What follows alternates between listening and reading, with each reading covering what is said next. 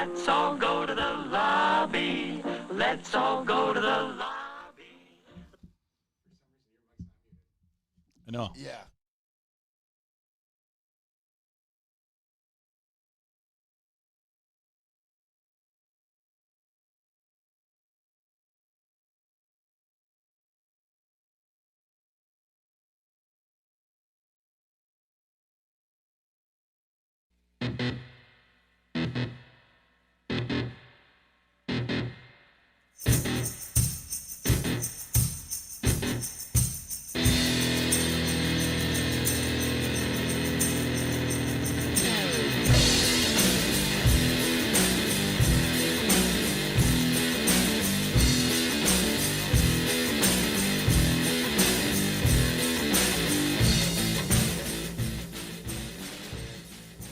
Ladies and gentlemen, welcome to episode 141 for Schnozcast on Saturday, September 18th, 2021. This is Bob, and I am joined by my tenacious co-hosts, Nick Bader, Cory Selesky, Todd Dillon, and special guest, once again, Greg Gumto.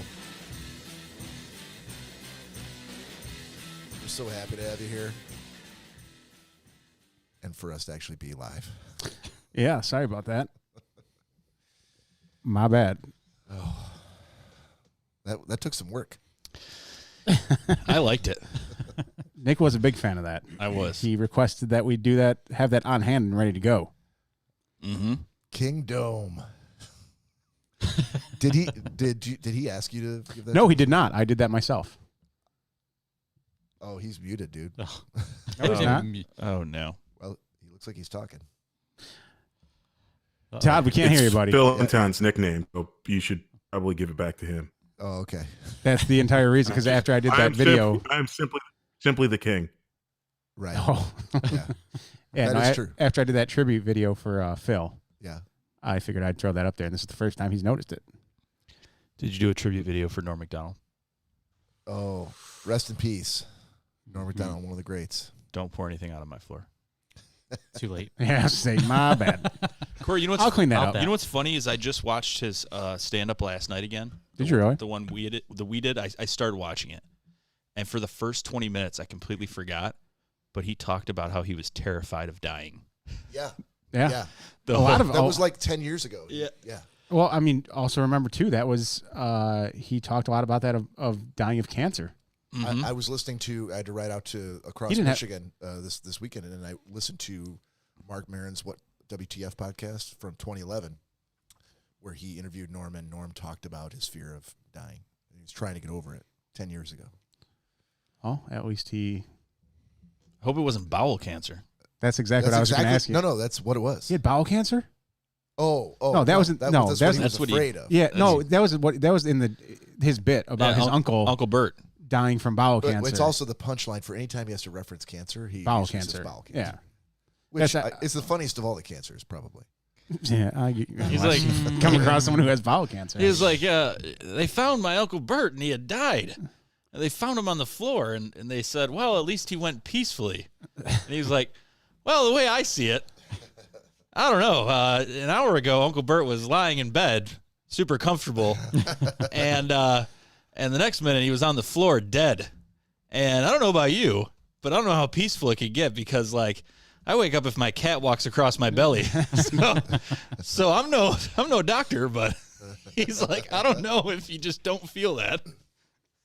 I've seen a lot of stuff on Facebook this week about people going like, I don't know why people are literally going like, Norm Macdonald wasn't that funny. Oh, he was hilarious. And he was a genius. Great. So have all you guys seen the moth sketch, the moth joke on Conan? No. I don't think so. I don't. So definitely check it out. Never seen it, Todd?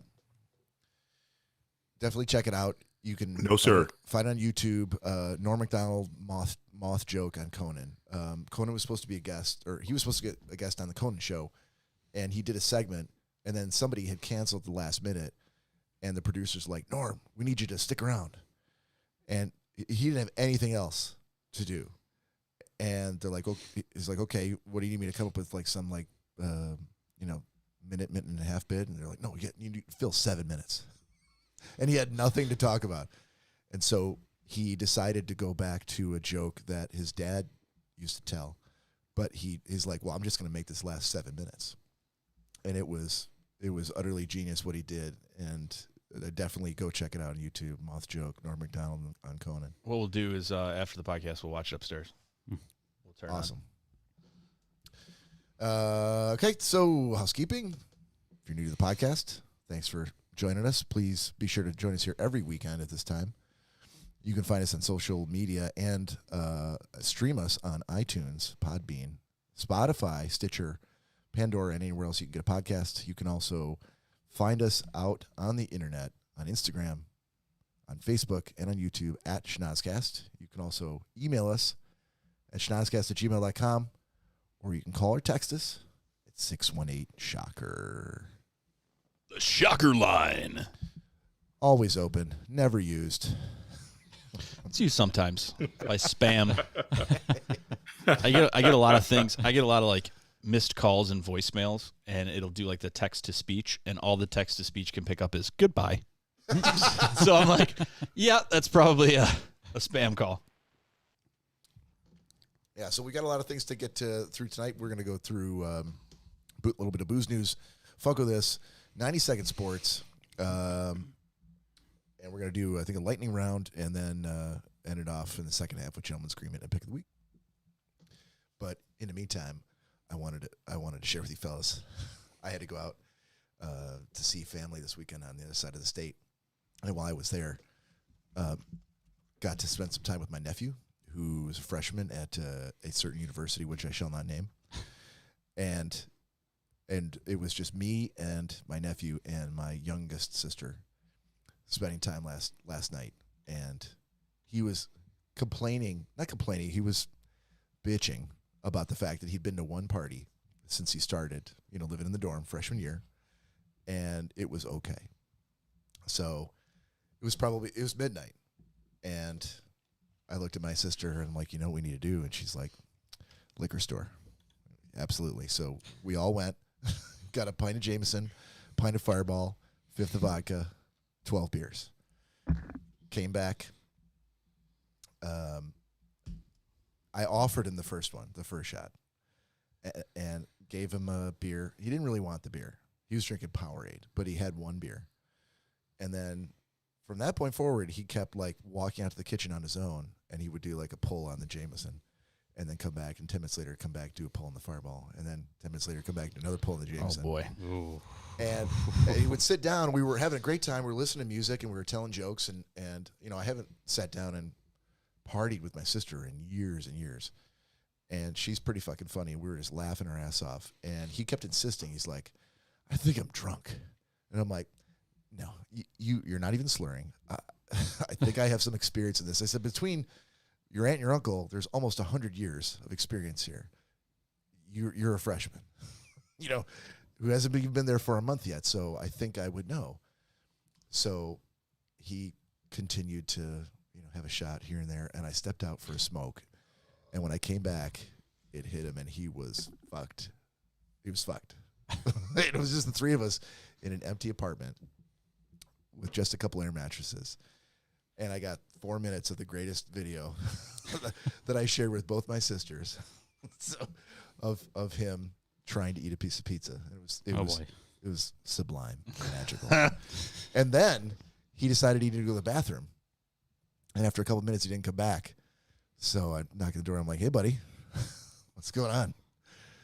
So he had sat down on the toilet and obviously pulled his pants down, and then it hit him. And from the chest down, just all over his Puke everywhere. dick, all over his shorts.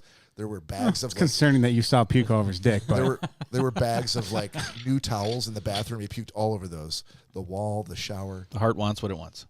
and he's obviously still The puke fucked up. goes So where it goes. I'm like, hey, it's me. Can I open? Can the I see your door? dick? Can I open the door? I needed to know what I was is dealing there with. puke on it? Well, we didn't have any cleaning supplies in the apartment. All we had was one roll of paper towel. And that's it. That's Towels. that tickles. Do you want the puke off your dick or not? So And since there's no Then paper I think towels, it's when I gone. opened the door, I'm like, okay, that's when I knew he some reason decided he had to sit down in the toilet. And I'm like, okay. So I'm looking at my sister. And I'm like, do we have we got to get him in the shower. Do we have a shower curtain? She's like, no, we have a shower liner, which is completely see-through. So I'm like, I can't. We don't have any shower curtain rings. So I'm like, I can't do this by myself. She's like, I changed his diaper when he was a baby. I'm in. Let's go. Oh my God. I've seen the beginning of this movie somewhere. Yeah. How about you sit him down in the shower, sitting up, and leave? Yep. 100%. Turn the shower on. Yeah. I can't remember. There's like a drum roll right before the movie started. I didn't want to touch him. Or a drum riff. I didn't want to go anywhere near him. So I'm like, take your clothes off, get in the shower, and then I'll be in a second. And who was this, by the way? it's my nephew. Oh. I'm going to step out while you get even more naked, and then I'll come back in. So I'm in there. I'm standing in the toilet. I'm holding up the liner so we don't get water everywhere. Yeah. And he's like in the shower, and he's like leaning against the wall. And my sister's there, and What was his dick doing at this he's point? He's trying to cover himself up. He's covering himself up. But when I asked him, like, "Are you all good?" He's like, "I don't know. Am I all good?" Oh, no. This is yeah. So Is there any on my taint? No. It's like a seal. So got him out of the shower, gave him some clothes, and then for the next 2 hours, I was going to say something. he's So bad. throwing Okay. up in the toilet. Bounced him on my knee to sleep. So it was about quarter to 4 when finally I'm like, I think he's done. Gave him a pillow, and he fell Gave him asleep. pillow? Gave him a pillow. He fell Gave asleep him pillow. on the bathroom floor, and that's where he stayed for the rest of the night. 3 a.m., puked on his dick again. So let's just be honest here. Is he going to do all right in college with what he's carrying? You know, what I told him was, dude, You're screwed. I didn't. It took me a minute to catch him with where you were going. Is he Jewish? What I told him was, I'm like, Todd, better just- you get this out of the way now with family than like at a frat party with strangers. Bob. Bastard young guy's got everything.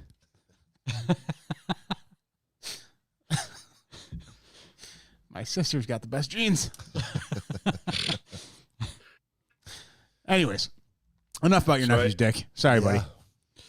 So the funny thing about, I think similarly, I think right after we pledged, when we were my sophomore year, I happened to go Wisconsin to visit my grandma who owned a tavern in Milwaukee, and I was feeling pretty good myself. And she's like, "Oh, have you heard of train wrecks? That's my family drink. We drink a whole fifth." And my grandma proceeded to drink me under the table, and while I did not puke all over my taint, I did wake up to her cat humping my arm. In the bedroom. I was going to say, so you in turn did not also see your nephew's dick, Todd. Did not. Okay. Bob, all I got to say is one Yeah. final closing question. Sure. It's dick related, I assume. Naturally. Bob, We're adults here. whilst not looking at his face in the shower, could you tell you were related? As I predicted, dick Cory, related. Cory. Huh. Wait. Dick related. Oh, okay. Mine So curves here that way too. Here I tried to tell a heartwarming story. That is not That's not heartwarming. heartwarming. at all. An aunt and an uncle trying to take good care of their Yeah, no, nephew, that's- You They could do- have they left make you giving it. him feel his first already. drunken experience as You- a college student, and what happens? You could have easily left it at he threw up on himself. We got him cleaned All up. my and tenacious co-hosts want to talk about are my nephew's dick. We got him cleaned up and he's good. I'm glad he's okay. Yeah, you that didn't- could have yeah. been. We- No one we- had to we talk never- about like, can you look at it to You see if coulda- I'm good? You could have and just he shouted threw at up him. on his dick. You I could have could've just. Just shouted at him. Just get in the tub. Just get in the tub. I We- mean, you didn't have to go in the room. Who cares Oh, about the dude, water I felt everywhere? I felt guilty that we had done this to my sister's kid who wasn't there for her. Like she was not sleeping there, and so she had no idea that her son was,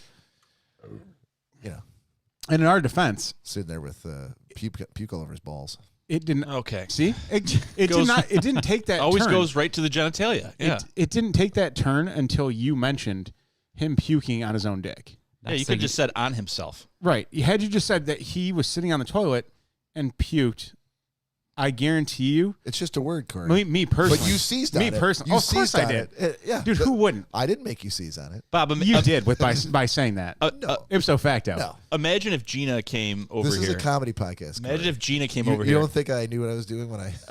Oh, now you're over gonna his dick? now you're gonna pat yourself on the goddamn back for What doing kind that. of fucking Okay. story would it be if, like, okay, he threw No, up no. the end? Give yourself the credit. Imagine if that's Gina fine. or There you go. some other random some other random girl came over and was like, Yeah. "Oh my god, over the weekend, my niece threw up all over her vagina, and I had to wash her up in the shower." You'd be like, "Oh, you're such a nice aunt." No, you'd be like, No, I'd be "Wait." Go on. No, yeah, I was gonna say he's gonna be like, and, Yeah. Right? and I am then- all ears. I just had to wash. So is the- she. I just kept on soaping and soaping those huge jugs, and it just All wouldn't come curtains, off. Greg, all curtains. Uncle Bob, I think you got it. There's so many more jokes I could make about that, but Oh, you will. The sad part is It's not over yet. is it was completely like Bob being such a great guy that he is, and it's so ridiculous when he tells the story because, like, I mean, that was difficult for him to go through. No, it wasn't. Oh, okay. no, Well, clearly, I guess clearly was I know okay my with it. audience. It's not like it was a surprise. No, I was saying I'm sure it's difficult What? watching your nephew Oh. shower and trying to get him cleaned up. I try not to watch the showering. He asked Bob- you to Bob's watch. Like, I was like, it was very hard to watch him shower and not try to touch myself. So all I gotta say yeah, with my sister there. That's all I that's gotta what say was waiting for. was it on the bag the whole time, or was he at full attention? Honestly, couldn't say, sir. Corey, I was focusing on the shower line, keeping the shower liner up there. where'd that sponge come from? It's huge. It was too far in my throat to know if it was. Oh. And that's the start to 141. All right. Todd's like, Todd's like, I got I could have nothing begged right off now. tonight. Nope. I had other stuff going on. Didn't have to be here. I give this bit a solid D minus. It's not enough. So that's good. Listen here, Todd. I think every other episode we talk about your D minus, so it's nice to hear about someone else's every now and then. Bang, zoom. Either you say D's nuts, or I gotta talk to my wife about a man with a horse. Speaking of which, guess who was watching when we were talking about her and her? Gina. Gina says, hi, boys. Yeah. All right, and with that, why don't we just immediately and swiftly move on to booze news? You might want to Why turn don't we that do up. that again? And now it's time for booze news. All right, Corey, you got an article. I do, and I was just scrolling through my phone the other night and found some interesting stuff, and this happened to be one of them. And after I read the article, I literally was just in the bathroom by myself and just went, "That's fucking cool, man." And I'll give you the brief version of this, but a amateur astronomer, he's been recording Jupiter for years apparently, on some very, very, very nice equipment. And he finally caught a space rock basically smashing into the side of Jupiter. Wow. And Normally they call that a meteor. it's actually not called a meteor in this. It is called it's called a space rock at this point. That Why sounds like a non-scientific term. why I don't know. But like I said, so I'm not going to go through the entire article because there's a shit ton of stuff there. But he lists off everything he has to watch Jupiter at night. And like we have a good amount of equipment here. Whoa, hold on. Are you comparing our equipment to someone looking at Jupiter? No, it kind of, and there's no prices listed on anything, but it listed the name of the stuff. And I'm like, dude, what this guy had, what his setup is just to watch Jupiter Yeah. cost a shit ton of money. Dude, Okay. you could have held a piece of cardboard up with a hole in it and put your phone up to it to my driveway, and it would be that same photo. Yeah, that looks like a close-up of a mole on your arm. Well, you're going to see here in a Of second. a dead person. Look how gray that person is. So. Are those it was- lips? Yes. Oh, okay. I'm going to bring up the full video, guys, for you here so you can see it. But this was what he caught on. Oh, that little flash right there, just in the center. That little flash was the size of the state of Michigan, Bob. As a matter of again, fact, we call that a meteor, not a rock. unless an unnamed meteor is or an asteroid is called a rock. Again, I don't know why they call it a rock in the article, but they basically said that was something the size that hit the Earth to cause the ice age. Okay, if not bigger. gotcha. Why is there no like mushroom cloud or anything like that? I think that's what you're seeing is the mushroom cloud. No, it's a flash. Mushroom clouds. We no one's ever seen a mushroom cloud from space, so let's Maybe just assume that's what it looks maybe like. someone's signaling to us. I just found it interesting that That's pretty cool. Someone was to catch that, and it's by happenstance that he happens to watch Jupiter basically every night, and was able to come across that. Sounds like an exciting cat. So what do you guys do? Oh, I'm sure he's not the most fun to be around all You're the going to see time. Alanis Morissette. What are you doing? Yeah, I'm watching Jupiter again tonight. But imagine, Beep boop bork. imagine you have that equipment set up for, let's say, 15 years, and you don't see anything. That's a very long time. It's probably time to get new Dude, equipment. it's probably long. He's probably had that for longer than 15 years. Okay. Sounds like you need. But a then new hobby. imagine that you wake up the next morning and you see that and you capture that. Like, I'm sure to him that was probably like, wow, this is why I do this.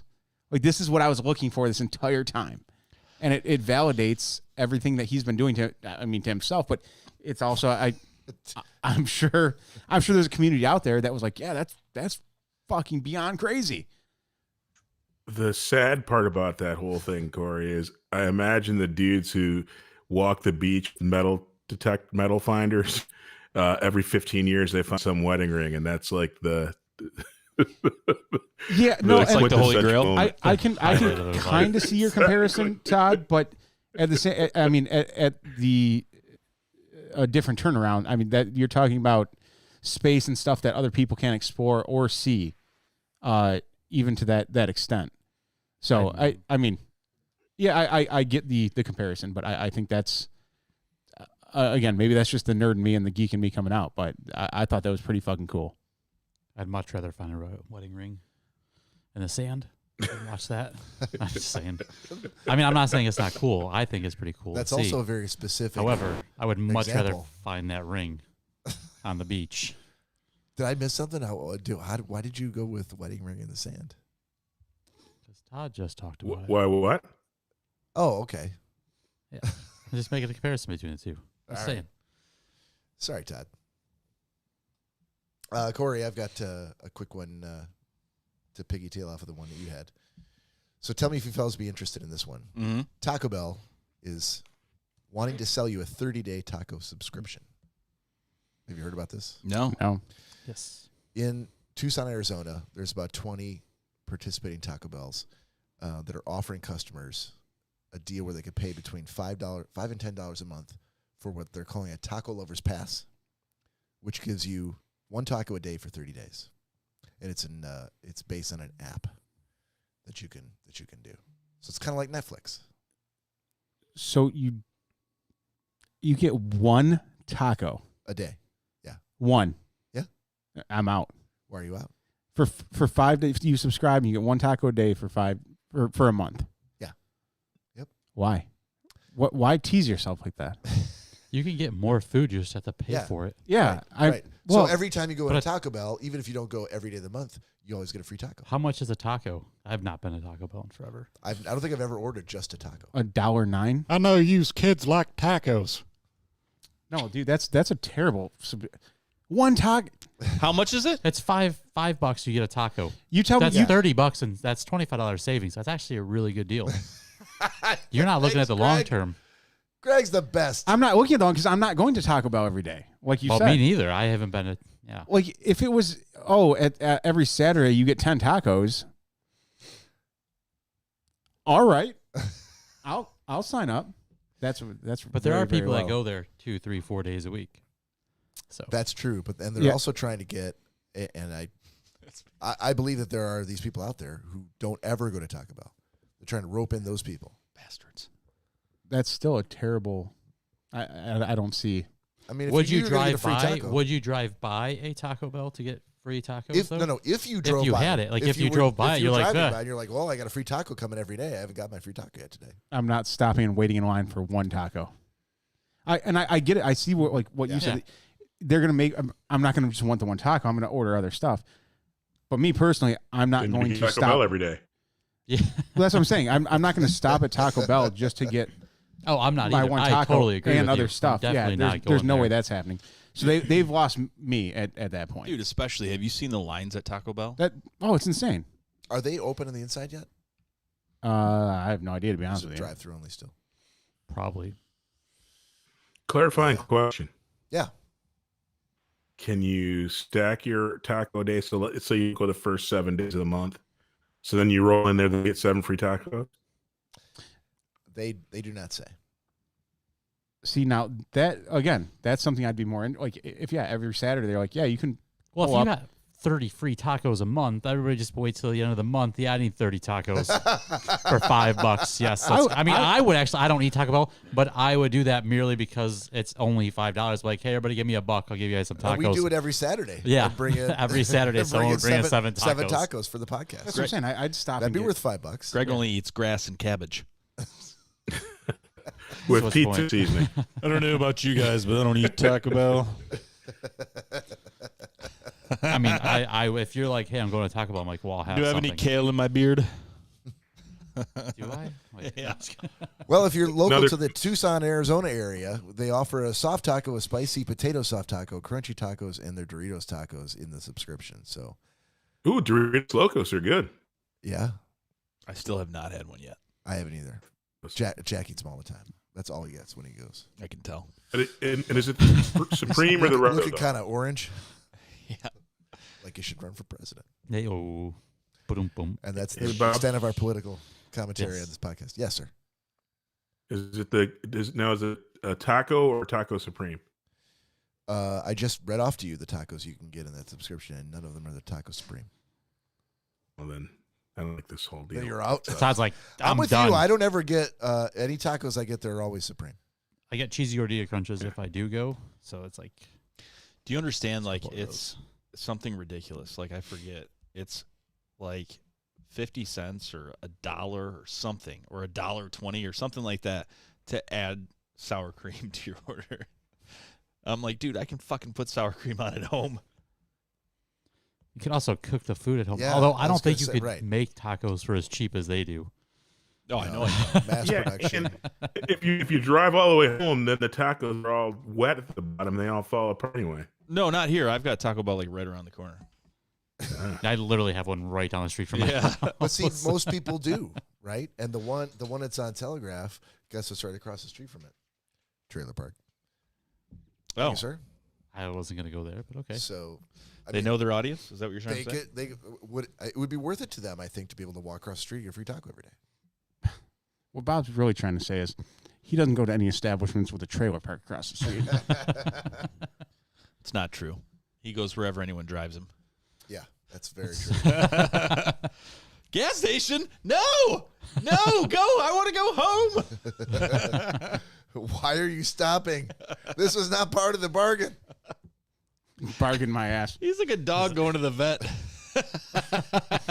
We're going for a ride. We're going for a ride. Where we going? Where we told going? me. Pull up.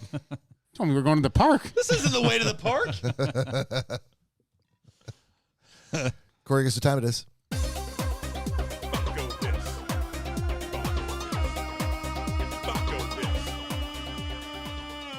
Fucko this.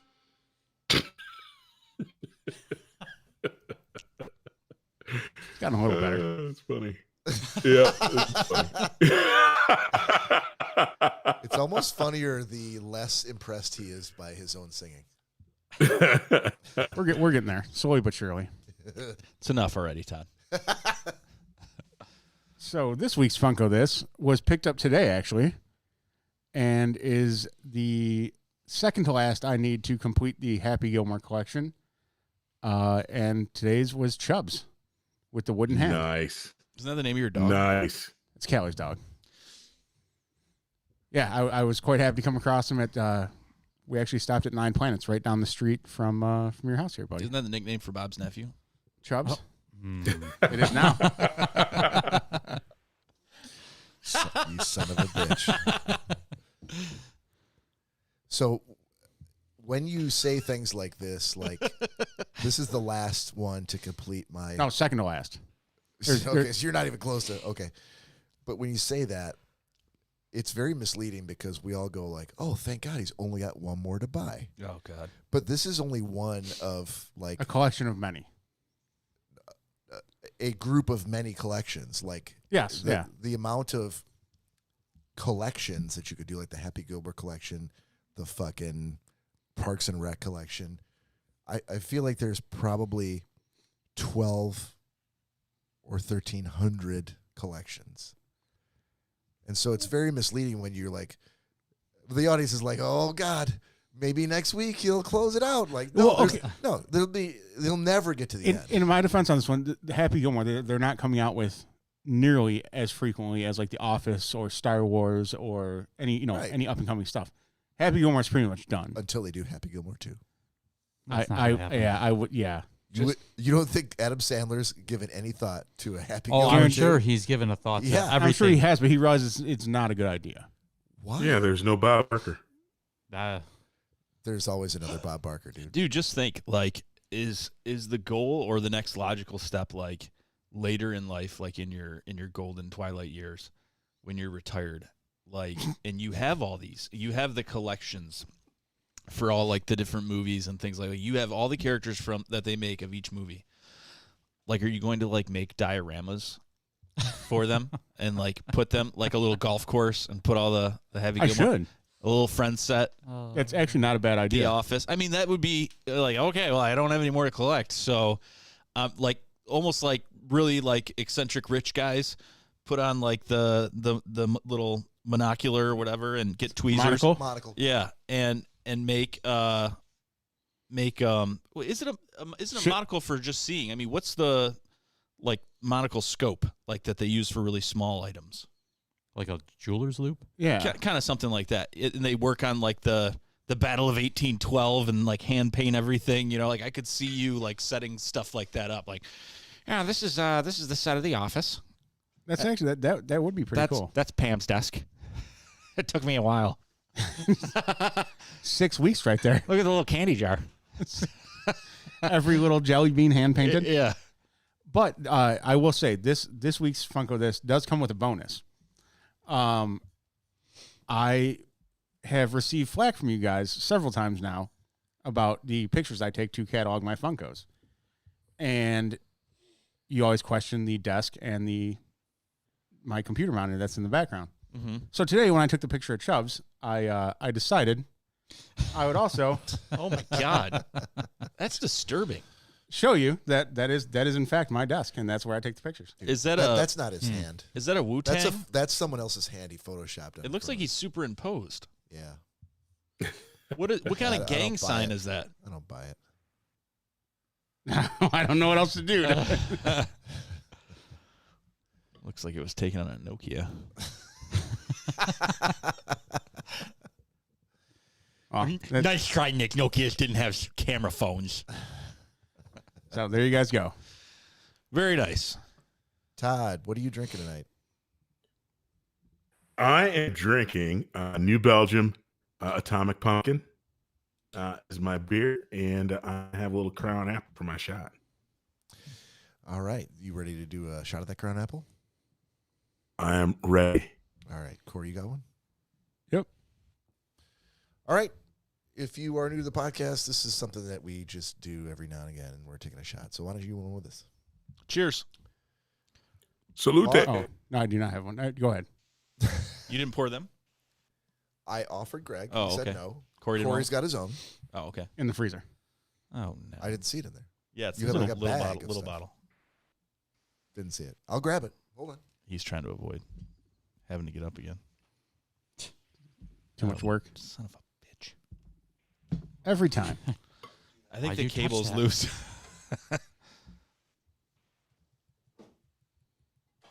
Come on, Bob. No talking when you're off mic. Wow. There's a lot of dead air going on here. Yeah, really. That was Go fuck aggressive. yourself. All right. Cheers. In the air. Cheers, boys. Oh, sorry, man. Salute. Too much at once here. And I have to do my mini segment real quick No, that's mine. that I skipped for several weeks. Okay. Okay. And that mini segment is The Haunt for this October. I skipped it for 2 weeks, remember? Remember I said until October Yes, I'm going to read these it's off? very clear. I know. So, on The Hunt for this October, all talk, some action. Since 1970, the former Michigan Theater had a name that's slightly harder to pronounce. Now is the... oh, my God. It's very true. Bob, what is the name of that theater? Off to a great start. Frauenthal. Frauenthal Center for the Performing Arts, restored 1725-seat Spanish-style, 100% all-talking motion pictures theater. So this is all stuff that's in Michigan. Lovingly haunted by a man who built it in 1930. Costs $690,000. The dapper impresario P.J. Schlossman makes his ghostly presence known by pushing down seats, opening and closing doors, and generally hanging out in his theater. Patrons have also reported seeing a small figure in black who appears in odd places. Although his ghost is not here, there's a statue of Buster Keaton nearby. Keaton spent his childhood summers in Muskegon, and every year there's a festival for the whatever theater to his films. And then good company, whispers and laughter coming from the audience in common of the Beckwith Theater in Dauganac. When no one is there. Props are moved all over the place, sometimes hidden, and the spirit of a little girl roams the 19th century theater. She is thought to have been left behind by an orphan train during the Great Depression. If one attends the play, perhaps they will meet. And that is the haunt for this October. That's that one's in Dauganac. See you there. Show me the word. Isn't that the name of the? Isn't that the I name of don't the know. city? Well, I just closed it now. Point to where it's at. I can put it in Google. Yeah, hold up your hand. Yeah, hold on.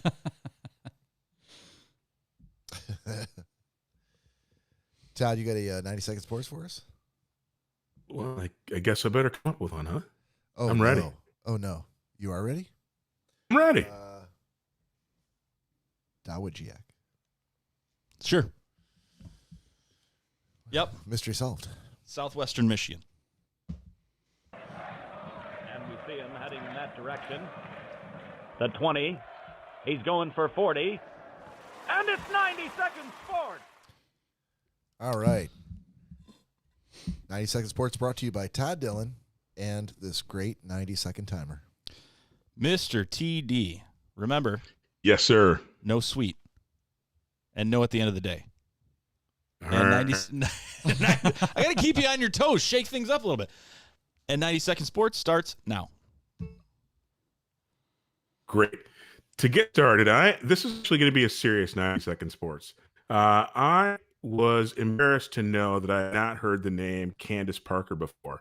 And I heard of her for the first time on a commercial during last Sunday's NFL game. So if you guys aren't familiar, Candace Parker might be one of the most decorated athletes in the United States that many people haven't heard of. She was a two-time basketball player of the year in Chicago, the best basketball player in Chicago. She also recorded the first dunk by a woman in Chicago at the age of 15.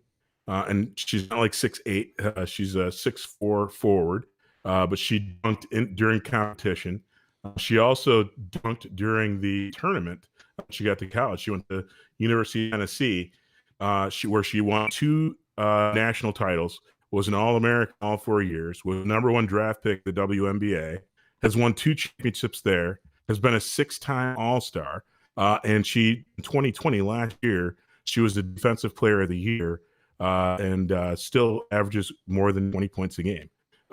I was utterly amazed. If you look her up on Wikipedia, she's got to be one of those That's 90-second decorated sports. And done. There's a reflection in the light, and it looked blue on the top, and I'm like, why is this sand not falling? The sands of time are disobeying us. Todd, clarifying question. She's awesome. Were you getting at the page? Candace Parker. Todd, clarifying question. Yes. During your 90-second sports, is the word that you were saying dunk? Yeah. Okay, good. I think the internet connection between you and us is not the greatest tonight, and all I could It is hear really was bad. and I wasn't sure what. I'm like, I They think try he's to say saying it. dunk, but First one to dick on court. That's not appropriate. there's been a lot of focus on dicks tonight, and it has been by me. I just want to make sure that Yes, you guys. You The word was- started you're in it. the Yeah, wrong you were spot. the one who started earlier. dunk before was the podcast. word. The Dunk. secret word D-U-N-K. is- The secret word is dunk. The secret nephew showering song is "Careless Whisper." All right. Before we take a break here, I want to do some more of the lightning round because Greg's back, and I feel like I got a couple of chuckles from Greg last time we did it. So, lightning round. If you are new to the podcast and haven't seen us go through this yet before, it's essentially just yes or no questions. We can have it's open forum for discussion if there are any clarifying questions, or if anybody's answer surprises someone. Sometimes we'll be fast and we'll all agree, like the answer is yes, and that's that. We'll move on. But other times, there might be a little bit of dialogue. And this is for Joe Guido. He keeps shitting on it. So for the fellas, I'm going to start with Todd. That would make it easy because I don't want Todd to be skipped here. Todd, coffee or tea? T. Tea. Nick, Coffee.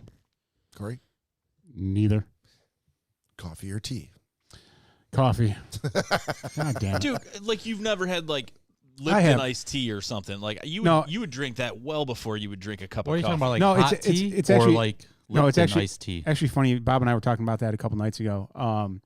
I have recently started like trying to gag down maybe I was gonna a say, cup or two of coffee at work.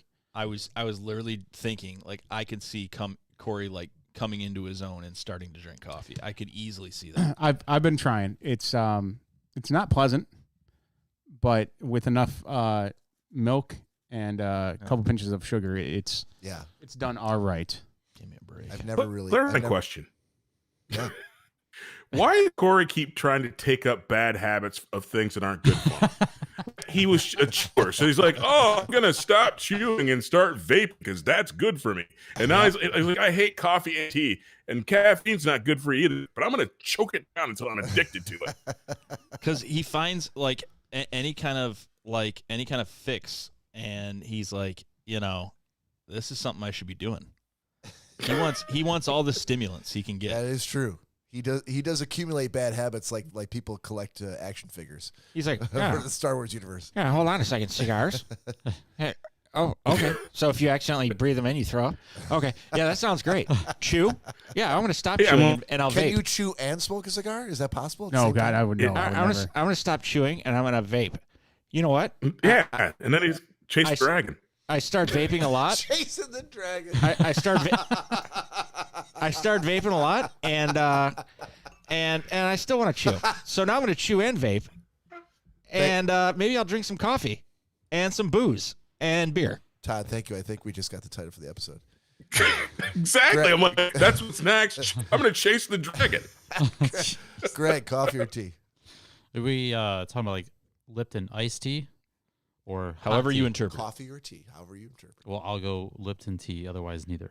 But yes. All right, fair enough. I'm going to say coffee. All right, Todd, unicorn or Bigfoot?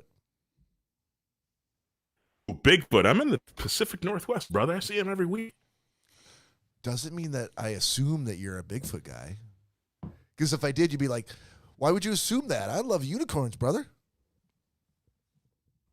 Dude, there's a real big. There's no real unicorns. Oh, but Bigfoots, I see him all the time. Yes, he's in the woods. Oh, okay, in the woods. My mistake. Nick, Picking one, I would Yeah. say Bigfoot. To run into one, unicorn.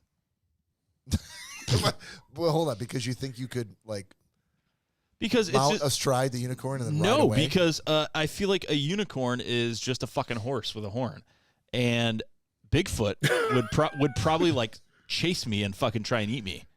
What They if just that throw unicorn rocks did at the you. same thing? Like No. those They unicorns are impaled you. fucking dangerous. No, unicorns are just horses. No, those unicorns are Have you motherfuckers. seen nothing on Bigfoot?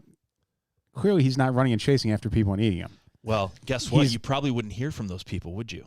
He is the Greg, this is why I love lightning round. he is the ultimate hide and seek champ. Yeah. All the people that he's devoured surprisingly aren't calling the media and saying that he chased me down. Doesn't eat people. We don't know that. He's a Not yet. conservative off the gritter who doesn't shave very much. Exactly. No comment. Who's that guy that got lost in the fucking wilderness in that van? I was Grizzly gonna Adam. say- Oh, No, it's the not guy Grizzly from Adams. Milligan. into the Wild. Yeah. Yeah, I know the guy. I Les can't remember Stroud? his name, but Yeah, he was all frail. No. Took that last picture of himself. yeah, I know the guy. I can't remember his name though. Let me Google it. What's the next question? As entertaining as Google is on Oh, I never heard from audio. Cory. Oh. I'm gonna have to go with Bigfoot too. Okay, Bigfoot, no doubt. I think I got to go with Bigfoot, but I'm depressed to have to give that answer. His name is McCandless, Christopher McCandless. Oh, I'm like, what is it? Like fucking Cher? Christopher McCandless. They was just in, called me McCandless. Into the Wild, filmed by John Krakauer in 2007. Okay, next. Todd, what's the fastest speed you've ever driven in a car? 155 miles per hour. Was this your car? No. Okay, I'm gonna tack that on to this question, Nick. Fuck, I don't even know. Not that I've driven. Yeah, Probably someone else. 115 maybe. Okay. And it might have been Cory going down Michigan. Yeah, so I was gonna say Cory. So the next answer, Cory, 115 with Nick in the passenger seat. No, 128. And due to statute of limitations, or I don't know if I can say if it was my car or not that I was driving. Let's just move on then. Has it been Greg? 7 years? Oh shit! Then yeah, it was 128 in my own car. 140. 140, your own car. I was not in my car, but I was a passenger in that car. Hold And on. you were not on a Greg and I were racetrack. hanging out. You weren't on a racetrack. No. I have one Okay. question. Yeah. Was someone named Josh No. involved? Okay. No. Okay. We have gone over 100 miles an hour We plenty totally of times have. with the two of us, but See- not quite that fast. No, and Josh never had any cars that were. Yeah, his Firebird. Oh shit! I forgot. Yeah, I forgot about. Yeah, But that was that little S10 would if it did. We've Yeah. hit the governor on that one. But like yeah, it- he was usually a truck guy. So anything that drove. No, he had that little. Oh, Cory, remember how cool your POS car. Avenger was? Yeah. Just to let you know, it wasn't the Just Avenger, that clearly. wistful look up Yeah. to the heavens that he did. Like, yeah. I knew it would really bum him out for a second. No, it was the Hemi Charger that I did that in. So Yeah. yeah, no, Josh just didn't have many cars that. the only one that, like I said, The Firebird, yeah, the Firebird was the only one. but that was before we all knew him. That was That was when I yeah. Only you knew him. yeah. So by the time we got to know him, he only had. I think he might have had one of the S10s. But then I forget what he had in between that. very quick after he had started He getting did like not have that. He F-150s. did not have that car long, and somebody made him get rid of it. Has anyone here ever had a T-Bird? No, my dad did when he worked in narcotics, but that was about it. T-Birds were awesome. I never had one, but they were pretty. My sweet. neighbor's got a T-Bird. Not a recent T, like the Yeah. old school T-Bird. No, They kinda- yeah, it's not. They kind of fucked up on that new one they tried to Yeah. The re-release. dude's Oops. 70, 79. It makes sense for him. Yeah. I mean, because dude, my Boosh when she was alive, she was looking at getting one of those. So Yeah. in that era of people, yes, it makes sense. But I don't think no one was like, oh, that's a sweet, the brand new T-Bird they just released. Yeah. There was no like legit car collector out there that was like, yeah, I need to pick up one of these. Yeah. All right. I think for me it's 120. Todd, cake or pie? Yes. First bite of each, please. Oh, man, I know. Pick one. Yes. Pick one. Damn it. Pick one. Cake. Got cake. Cake. Damn it. No, pie. No, Pie. cake. Damn All it. Final Cake, answer. it's cake. Your final, Final answer. answer. Moving on. Nick, Pie. Todd, or Cory. I'm right there with Todd, but if I have to, I'm gonna go pie. Oh, and he went cake. Having to Well, pick he went between cake, the then pie, then cake, then pie, and Yeah. who knows what he ended on. two. Greg, Cake. pie. Todd, Godfather or Star Wars? Star Wars. Nick, Neither. no. Come on, dude. It's like, I've never seen it. Which one would you like to see the most, knowing nothing about either one? Godfather. Godfather all the way. Star Wars. Star Wars. So for tonight's gentleman agreement, Nick gets Star Wars. I don't know that I would. I wouldn't give him Star Wars. I don't think I would either. Because you have to. It'd be so lost on me. He'd be like, "What the?" There's a ton of other examples where he said like things don't age well. You know what I mean? They No, don't. we've Yeah. had That's that discussion yeah. before. Yes. Star Wars is the ultimate Yeah. like probably won't age well. Are there puppet woodchucks that come across the screen? Possibly no. Decline to answer. Todd, how many times did you sneeze in the last 7 days? Ooh. 6. Nick, 2.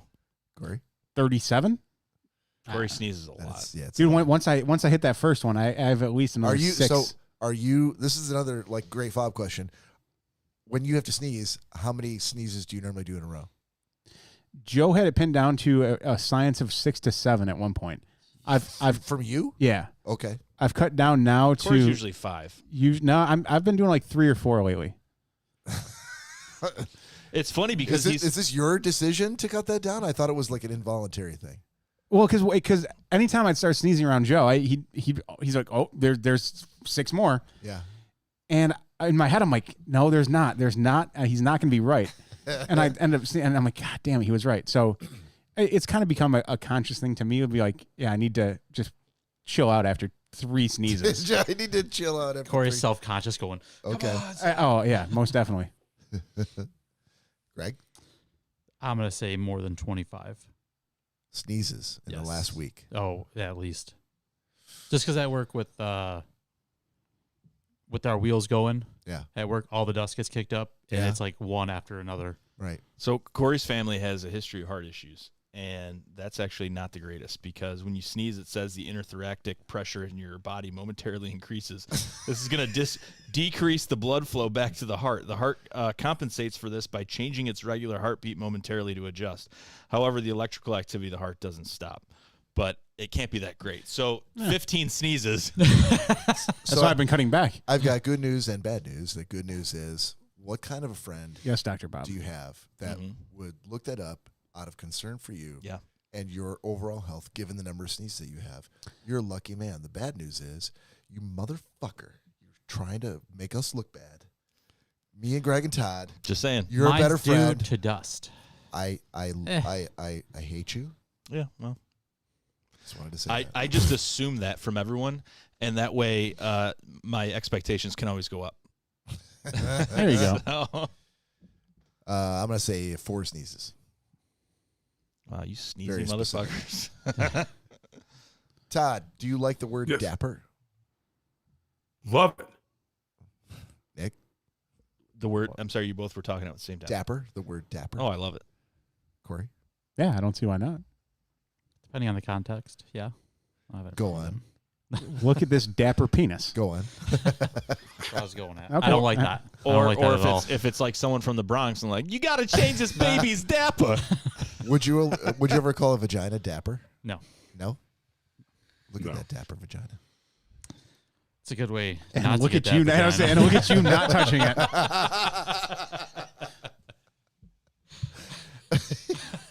Yeah, I think dapper more or less describes It's a gentleman's term. Like a Yeah. suit of, armor. Gentlemen's term. Yes. Let's go.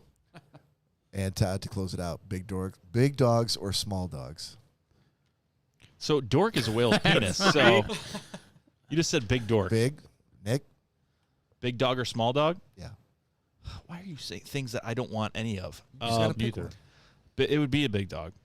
It's not like people are gonna be like, "Oh, Nick said big dog," and then all of a sudden tomorrow at your doorstep they're gonna show up. Oh, several great I know 2 people that can make that happen. Yeah, it's happened. And not even at my doorstep, in my home. Corey. Big dog. Big dog. There was actually one in your backyard about an hour ago. What are you talking about? Callie stopped by to grab something. Oh, Oh, and she stopped at my house? No, here. And she's like, Jesus Christ. She's like, is Nick gonna be okay with me bringing Chubbs in the backyard? I'm sure was that like- conversation never happened. It did. She was. Is Nick going to be okay with me walking the dog on the roof and bringing it inside and I letting said, it yeah, shit in the toilet? I said, yes, the sure. backyard's fine. So yeah, he was out back real quick. Well, but- I'm glad you speak on behalf of my house. Fertilizing everything. I hope he didn't nibble any of the bushes back there. Yeah, I hope it did. Chubbs' stomach is Come on. lined with steel. Yeah, not ricin. Exactly. Todd, I know I said the last one, but I want to do a few more. How many hours of sleep do you need? I didn't hear you. How many hours of sleep do you need? Oh, none. Go on. Don't. I sleep or I don't. I like to sleep, but I Nice. don't need sleep. Okay, Nick, 4. Corey, I say to be functioning at least 4. 4. Yeah, that's about standard. I mean, my eyes are going to be I burning. mean, I would love to get more. Oh yeah, However, most definitely. But bare minimum. if, being if I'm 4. getting 3 to 4, I'm like, you know what? 3, I'm not waking Solid. up. There's no way. I think my bare minimum is 6, and I've literally done experiments on this. Like I Go won't on. I won't hear the alarm unless it's been at least 6 hours. I can see how that's feasible. Yeah. So I think that I'm going to revisit, Bob. I'm going to say the minimum probably regularly 3, but I've stayed up for 48 straight hours before without issue. But that's different than how many hours of sleep do you need. Yeah, that's true. That's how, Yeah. Right. So- Todd, hang on. Todd, That's another great question, though. for you, clarifying question, Todd. Yeah. So even though you were able to stay up those 48 hours, had you laid down in between at any point, Yep. would you have there's no way that you're saying that you just would not have gone to sleep. So yes, if at that point I'd had to sleep, but then that's why I did my answer. So then 3 though. So then to be functional, I need 3 hours at a minimum to be able to function again. Yeah, because we could all push ourselves to the limits and stay up for hours upon hours on end. Done it before. But yeah, Yep. once your head hits that pillow, you sit down in a chair and you're semi comfortable. Then Yep. then your body's gonna just take over at that point. So So a 3 would be my minimum because otherwise, like I said, I love to sleep. I could sleep 10 hours in a row, but if I have a bunch of stuff going on, I don't have any problem working every day and not only getting a couple hours of sleep a night. So 3 would be my minimum, I'd say. Well, just remember, people of great intelligence, like Da Vinci, the master only slept for 20 minutes every 4 hours. Think how much more he had accomplished. all those Who naps for 20 minutes? That's Da Vinci. Jesus Christ. again too. It's I the can't same thing. conceive of Basically, that. just going off what I just said. If I were like, I'm just gonna get 20 minutes in. No, it's, No, that turns I've into never an hour and a I half, have and then never- I'm in I- trouble. I've never been able to sleep for 20 minutes. Yeah. A car ride, that'd be the exception. That'd Oh, be my that's only amazing exception. sleep. School sleep was awesome I too. was gonna say a car ride, school, or work. School, Yeah, I had a, school sleep. You could sleep for 20 minutes and feel like you slept for 15 hours. I had a good one in school. I fell asleep in one of my classes, and Yeah. the bell rang, did not wake up. Let you be. They let me be. Seniors came in. I was a freshman, I could top that. and I'm sitting there sleeping. They did not say a word. They let me sleep, and I finally woke up. Yeah. And the teacher looks at me. He's like, "Oh, you ready to go back to class now?" I was like, "Yeah." He goes, "Here's a slip. It'll get you into class." Let me walk right into my class. It was one of the counselors was teaching like a substitute class or something. I couldn't believe it. I That was thought- like, I Danielle's had a Roy teacher. So how long did you sleep? 35 minutes Did he maybe. give you? Did he give you a wine cooler too? No. No, Any Quaaludes? I don't think so. Maybe that's You why I could fell stop by my asleep. I don't house know. After school. I may have you beat Greg. I was working for Todd at the time, and Todd was living out in Massachusetts, and I in Michigan. And the deal was I had to fly out on Sunday and stay until Friday. 3 weeks a month. So I was on the way home on a Friday, and I had to do a connecting flight. It was the only flight I could get. And wherever I was connecting through, I was waiting for my flight, and I was a little early. I mean, there were people there, but there was probably a good 30 minutes until they were going to board the plane.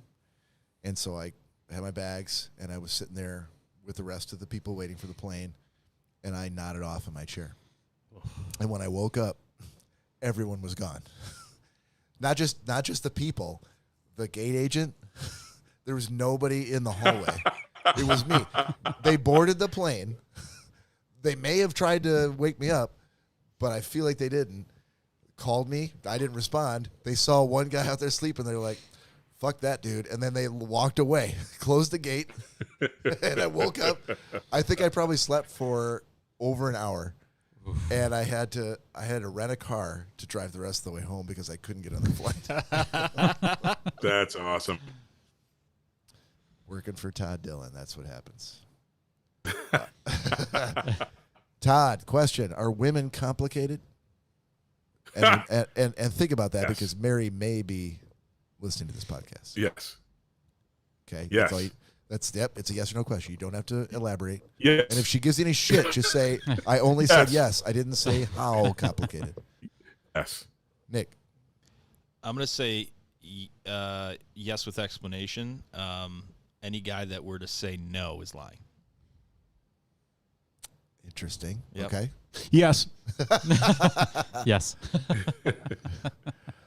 I would say no with some explanation to say, no, they're not. If you spend enough time exposed to all the craziness, Yep. you will. No. you'll It just becomes normality. You'll figure it out. Yeah, And you- it No. becomes. I mean, You'll No. look at Playboy You for the crack the articles, code, right? Hang No. but it's at Yeah. a per woman No. basis. Like No. you could crack the code for one woman everybody is. Right. No, you can't. You can't. It always changes. Yeah, I'm gonna on a per actually. woman basis. No, it's crackable, but it only applies to that woman alone. Like move on to somebody else, you got to start all over again. Lori's like, so you cracked the code, huh? Yeah, exactly. That takes no. She knows that's Let not me- true. Crack the takes code of time. my craziness, did I you? told you Let that. me turn that up a little bit. No, she knows it takes time. Babe, listen. Yeah, no. Since Bob brought that up, Somebody's getting a phone call here in about. No. I want to go back on my answer and change it. Well, not really change it, but I still say yes. And Bob's an idiot. Yeah. So. Hey, I think everyone's complicated. It's complicated. Everything is. how long you and Danielle been together? 6 years, And you don't think you've cracked that code in 6 Definitely years? not. No. dude. Definitely not. That is not the Definitely view that not. Nick and I have gotten. Bob- The view that Nick and I Bob, have gotten is that Let me give you're you running the show here. Let me give you an example. Last night we were watching America's Got Talent, the finale, Yeah. Well, that's your problem. and I was cracking up at something, Yeah. and I turned and I looked at her, She was crying. and she was bawling her eyes out, Yeah, she cries a lot. and I'm like, "What? Were you surprised?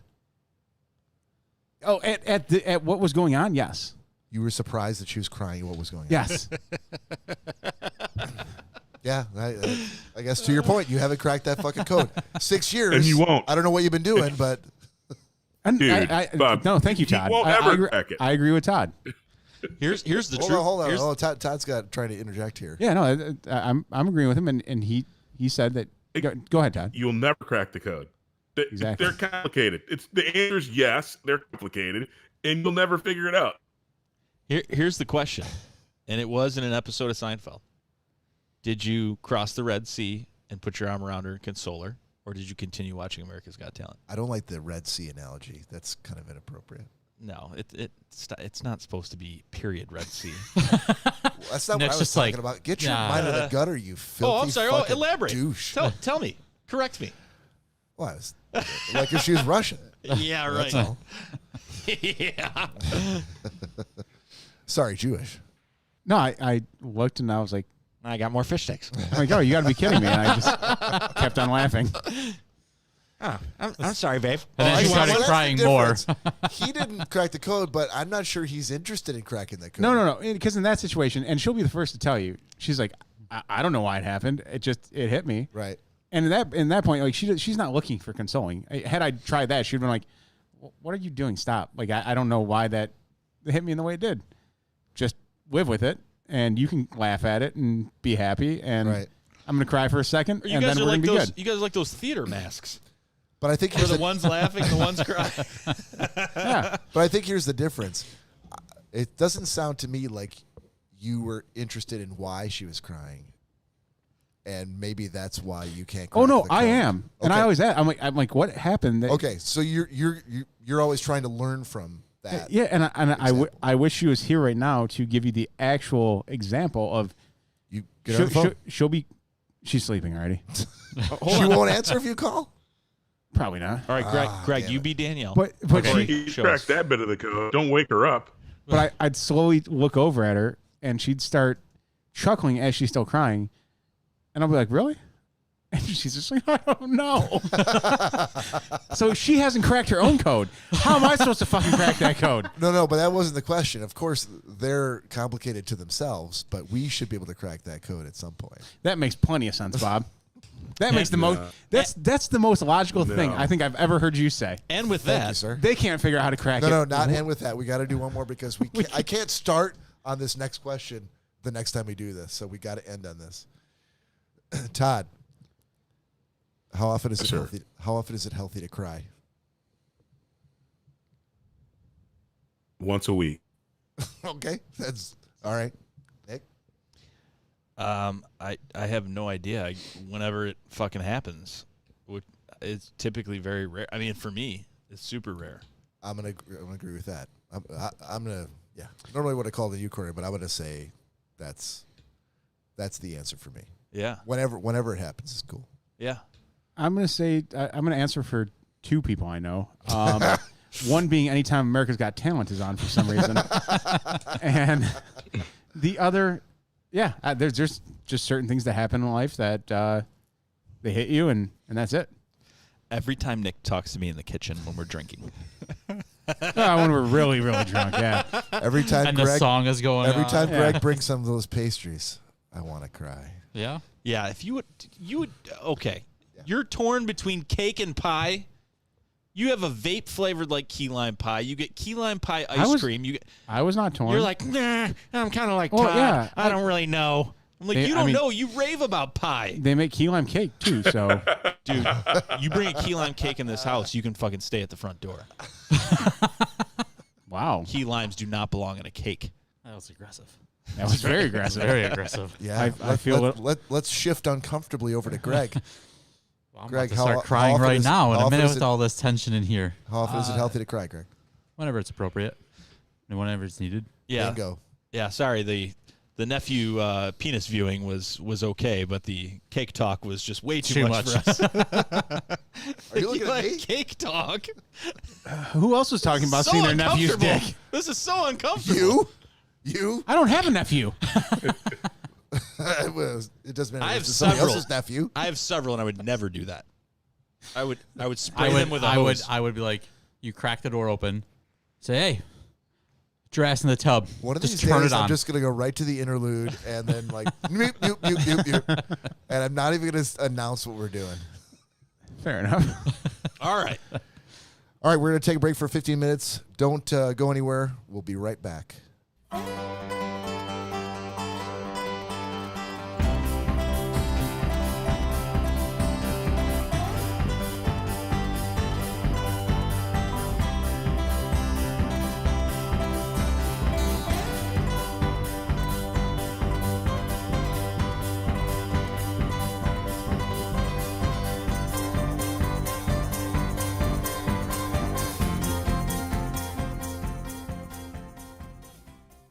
Hey, you kids! You know who this is. Thank you for listening to the Snozcast. I've always said this show is somewhere between children's programming and hardcore pornography. But that's for you to find out. My good friends Cory, Bob, and Nick are a bit busy right now, taking a break. We all know that Nick is probably telling a horribly boring and long-winded story. Bob's proudly making love to a vinyl of the Ray Conniff Singers. And Cory is crop dusting every single person out of the studio. But fret not, my dear friends. They will be back soon.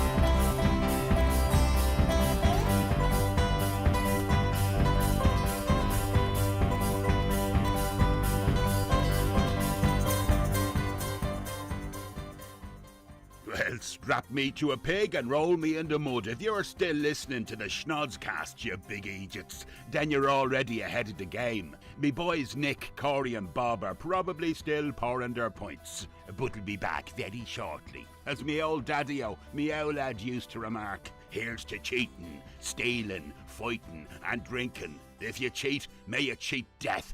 If you steal, may you steal a woman's heart. And if you fight, may you fight for a brother.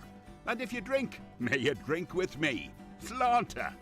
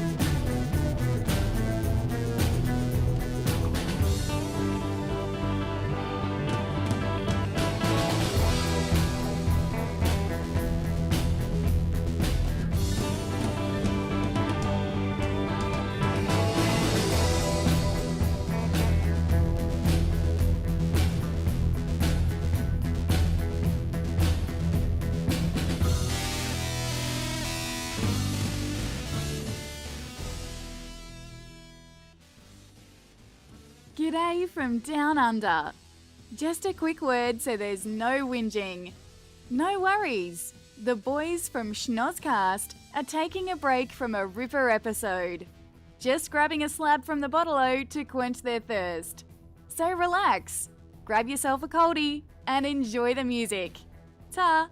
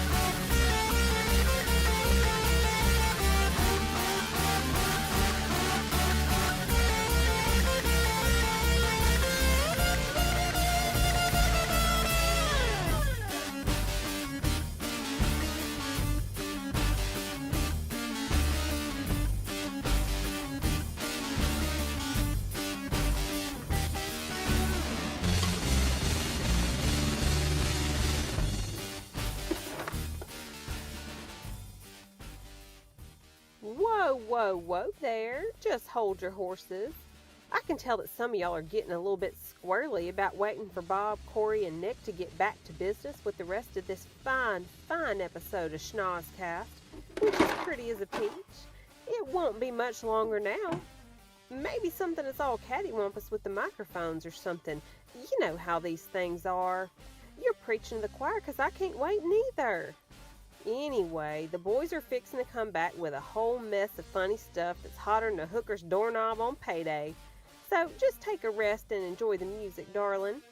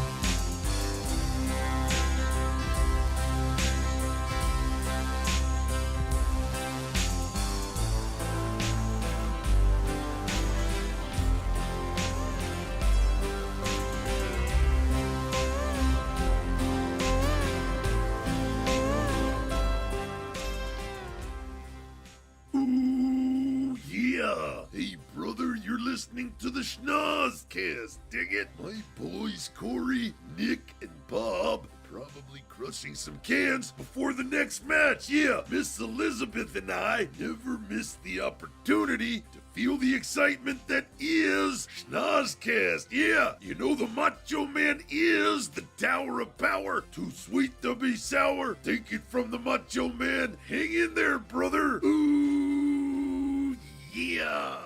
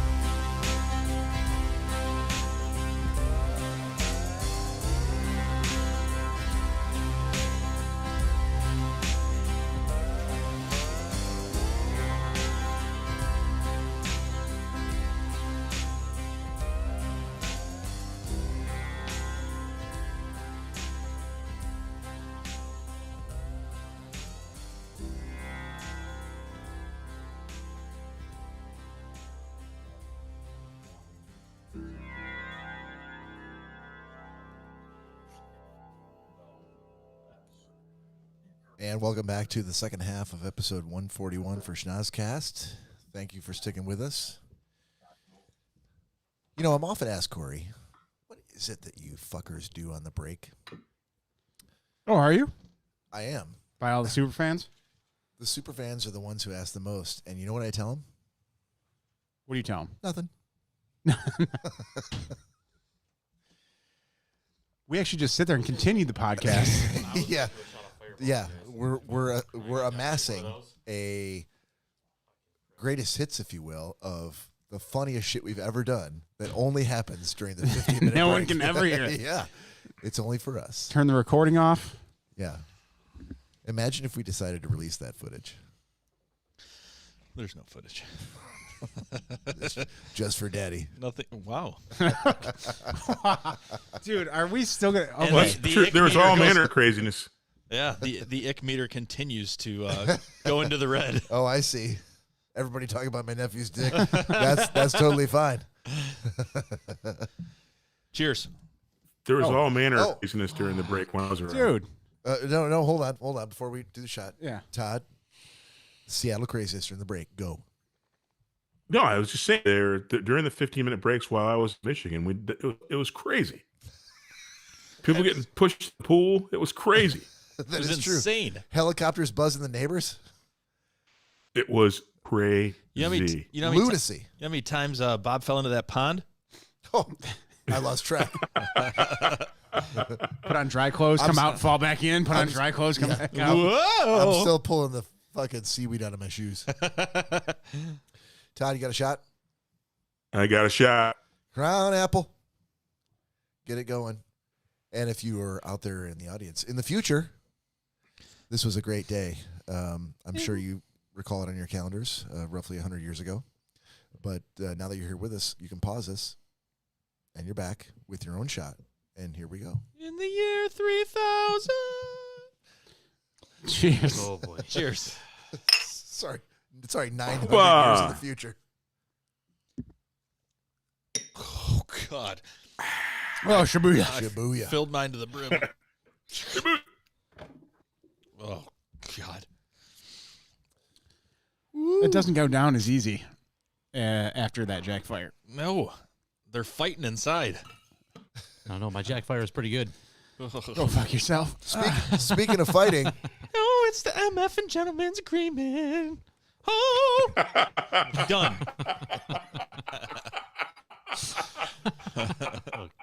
All right. That's awesome. All right. I'd like to start with our special guest, Greg Gumto. Oh, boy. Who back on August 28th was assigned reservation dogs by whom? I think it was you. It was not me. Was No, it's T. Oh, it was Mr. Todd Dillon. That's right. He was sitting next to me. All right. Across from you. Not too bad. I've watched 2 episodes so far. Basically, a bunch of punk kids are their own little crime syndicate going on right now. That's kind of what it seems like. They're trying to run their own. I'm going to continue watching it though. So after 2 episodes, I think they're half-hour episodes. So wait, sorry. Can you give us the synopsis again? 30 seconds. Basically, it's on an Indian reservation, and they That's the are name. Okay, got yes. Basically, I think there's 4 kids are basically just hoodlums. That's they're wannabe criminals stealing, and as of right now, I don't know what happens. Mayhem. Yes. So, and I just got to the point at this where there's some new, I guess, group in town that's gonna take over their turf. I see a turf war coming, so we'll see. Okay. B-. We're going with grades again. B-. So far, we'll see. It's could go up or down. We'll see. The legacy of Todd Dillon. Speaking of Todd, let's move on to Todd then. Todd, you had to watch Green Book from me. I did. And I give it a solid B-. B-. All right. Yeah, it's really good. I'll take that. I liked it. I enjoyed it. I didn't realize it 30 seconds synopsis. Yes. So there is it's based on a true story, dramatized, of course, but Dr. Don Shirley, was a musician in the 50s, black man, and he was a very, very, very talented piano virtuoso. And he decided to embark on a tour with his record label And the tour starts. Well, it starts and he's based out of New York. It starts in New York, but it goes quickly from the Midwest to the Deep South during the Jim Crow era. And so the gist is he needs to hire someone who is a bit of a gangster as protection, so he doesn't have any troubles in the South, because the only way he gets paid is if he makes it to every concert that's on the touring schedule. And so it's a story of this kind of close to the mob, not a mobster, but an enforcer type Italian guy from New York who has an unlikely relationship with this music virtuoso. One guy's working class. Don Shirley is very wealthy based on his talents. They both teach each other a lot. It's a great. There's a lot of good stuff in it. Again, things I didn't realize. The name of the movie, The Green Book, is truly a real book that existed back in the day. Because one of the things that this movie highlights is kind of this discrimination of the time. And the Green Book was a traveler's guide for Black people, for hotels that they could stay in, because in many of the places in the Deep South, they couldn't stay in the same hotels. And even though Dr. Shirley was super, super wealthy, he had to stay in really, really flea-bag, dangerous hotels, while his bodyguard, who he was paying, could stay in a really nice hotel because Black folks weren't allowed in those rooms. So that's the non-spoiler alert, probably 59-second synopsis, but I get a solid B-. Well, so what is it that dropped it down to a B- from a potential B+ or A? Well, so again, I think that having it forced me to do what I always do when I see something that's based on a true story. I actually did the research, so that influenced my grade. I think it was a little bit higher. I was going to give it a B+ after watching it. Then reading the facts of the story, kind of some of the things that were dramatized to make it very interesting, that detracted a bit, because I think the story of itself, and again, you can study what Jim Crow laws were like. Again, you knew kind of where it was going to go, right? At the end of the movie, they're good friends, but now they come to and even though he seems to have it really well, they don't. They if they trade places, they realize that there are difficulties for both, even if you're rich and even if you're working class Italian guy. So yeah, that's kind of what did it to me for me, Bob. Okay. Thank you, buddy. No worries. Nick. Yes, sir. You had the Bill Murray experience from, I'm going to guess, Cory. Yes. Yes, I did. Can't wait. Sucked. This is just so that if you're just tuning in the podcast, last week Nick had to give a review for Caddyshack, and so it was the Cannonball of Caddyshack and Bill Murray experience 2 weeks in a row. Yeah.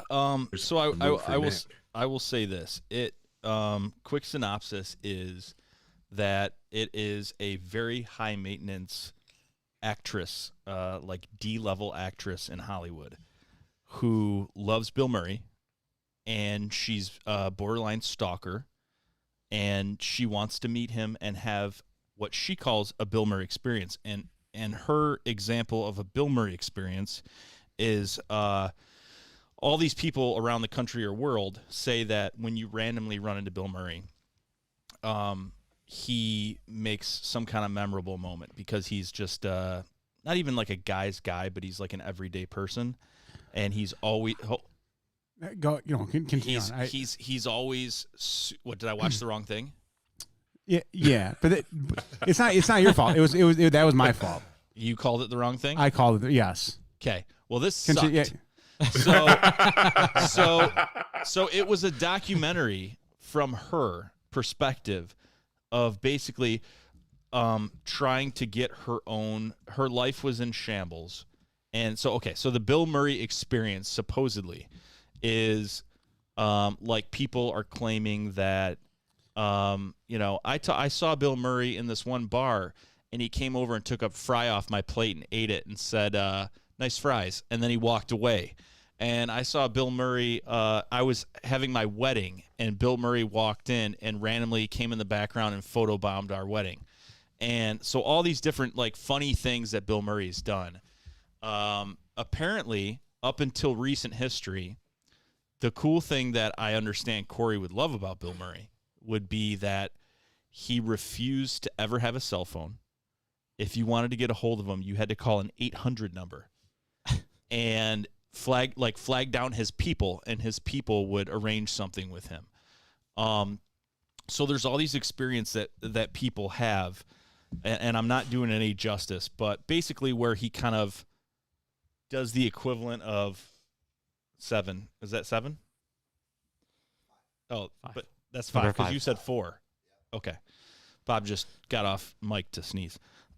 So basically she wants to gravitate towards Bill Murray and somehow figure out where he is so she can have her own experience. But it completely contradicts what her definition or anyone else's of a Bill Murray experience.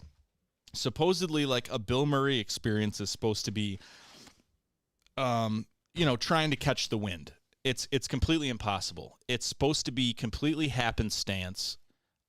He's supposed to walk into your venue or walk into a bar and you bump into him and he buys you 2 shots and tells you a joke, or, something crazy or funny happens just in everyday life. And he loves the idea that he doesn't let his fame go to his head, but he likes to give fans, or maybe even not fans, or not even announce his own presence, just the random happenstance experience of him, just Bill Murray walking up to your table and something crazy happening.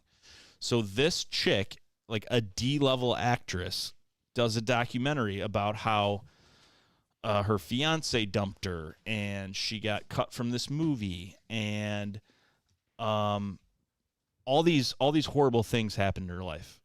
And she ends up like in shambles, and she thinks she sees online that Bill Murray does like all these crazy things for people, and she's like, oh my God, this is the thread that can mend the hole in my sweater of my life. Like, Bill Murray is the answer. I need to randomly bump into Bill Murray so he can do something really funny and walk up to me like it's no big deal. And by Bill Murray doing that, that's going to fix my life. And she also announces throughout the movie, and she's very attractive, probably like 40. And she also announces that, in one or more ways, that she's like looking for a daddy kind of a girl, And so I have a feeling she's slightly attracted to Bill Murray as well. So basically, she, with her girlfriends, her entire life with her friends is consumed with hunting down Bill Murray, to the effect that she has a like 1990s detective board with red string connecting pictures of Bill Murray and where he's been, and a map and all this shit. And it is very stalker-esque. So not only did she like lose her fiance, she lost several jobs. She has some clout because she knows like a producer that knows a producer that knows a producer that produced really fucking important flicks. So she has some in Hollywood, but she's like a no-name person. And as a result of her hunt for Bill Murray, spoiler alert, she loses her friends. Her friends stop being friends with her halfway through the documentary. Her hunt for Bill Murray includes going across the country to a golf outing that he goes to every year. And guess what? It's the first year he doesn't, it's the first year he doesn't fucking go. And at that point, you should know this is great. Then it's not meant to be. Then apparently he was filming in Malaysia or something. So she was convincing everyone she knew, we need to go to Malaysia to finish this documentary. It got back to Bill Murray that she was doing this documentary. And you know what he said? Game on. She's looking for me? Okay, game on.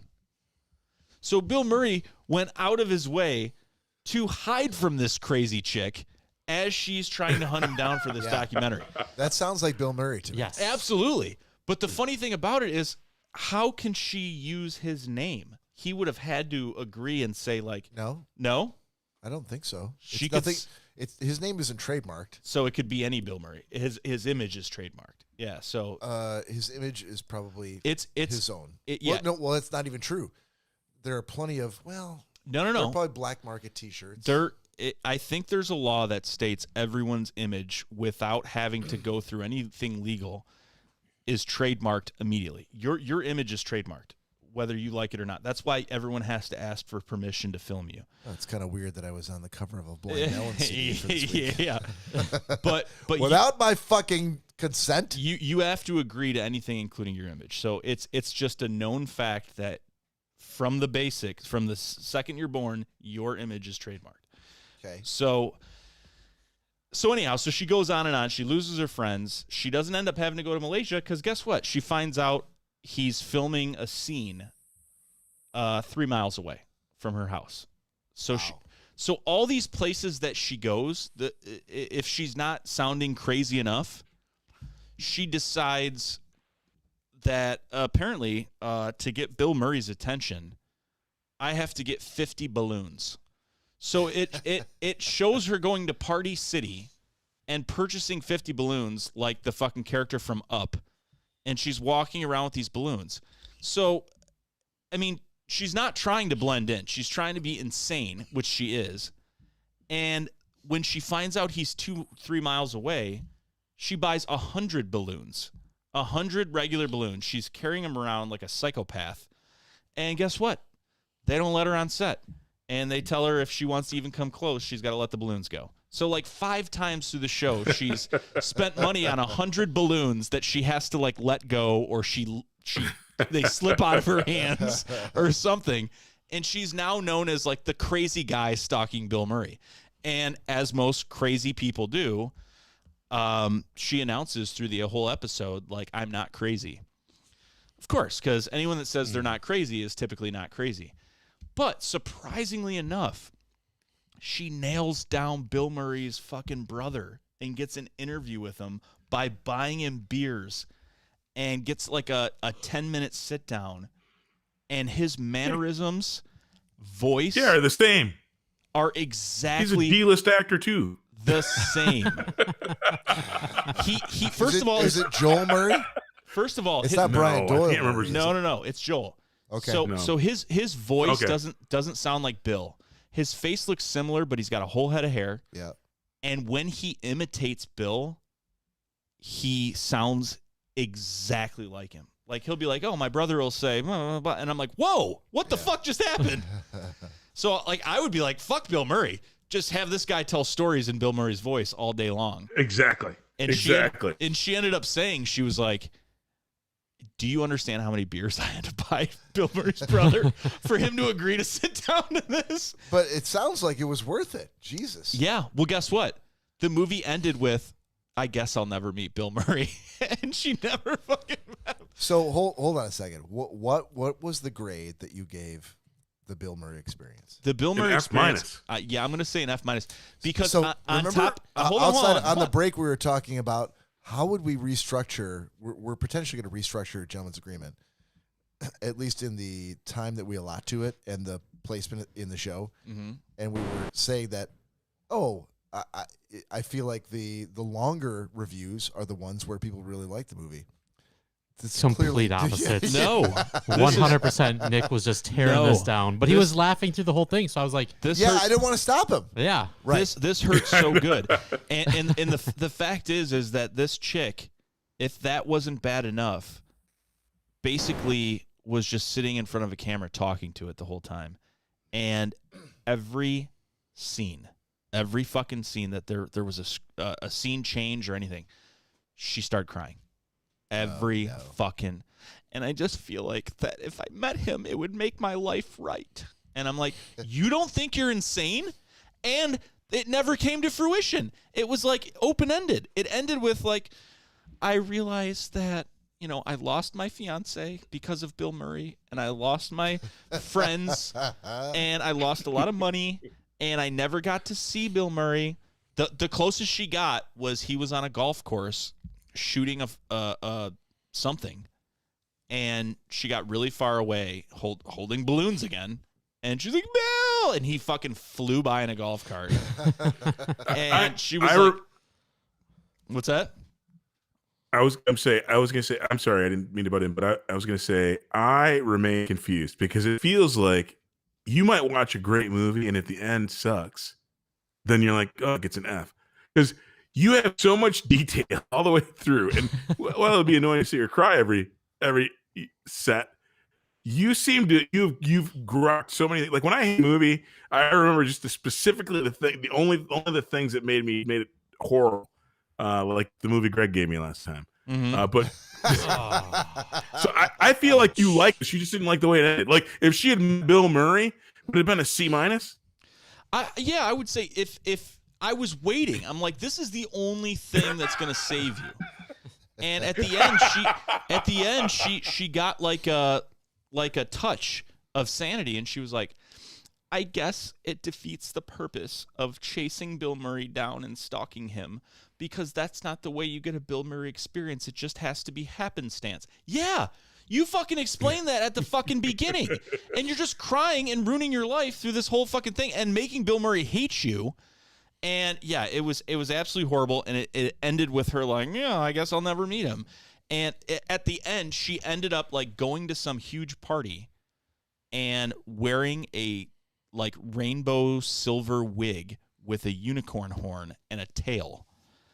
And she was the unicorn girl because she was super hot. And so, and it never fucking happened. It was ridiculous. And God bless Bill Murray for never meeting this psycho.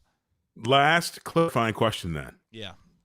So literally, if on this whole movie ends, it's horrible. And then on the outtakes, 1 year after the movie was actually produced, she's freaking at Cheese's with her nephew, and Bill Murray rolls in and puts her kid in the ball pit. Which you have then said, this is the movie I've ever seen. It feels like that. No, I would have been like, okay. I would feel like I finally got to climax. Like, like, okay, this is what I'm fucking looking for. How are you filming a documentary that consumes your life about the Bill Murray experience that you're hunting down, and you never got the Bill Murray experience? And the funny thing is she runs into people. She ends up running into people at like some Bill Murray fucking conference with all these other psychos. And they're like, oh, dude, you know what's funny is at that taping that she went to 3 miles away, these other two guys who loved Bill Murray had a better idea.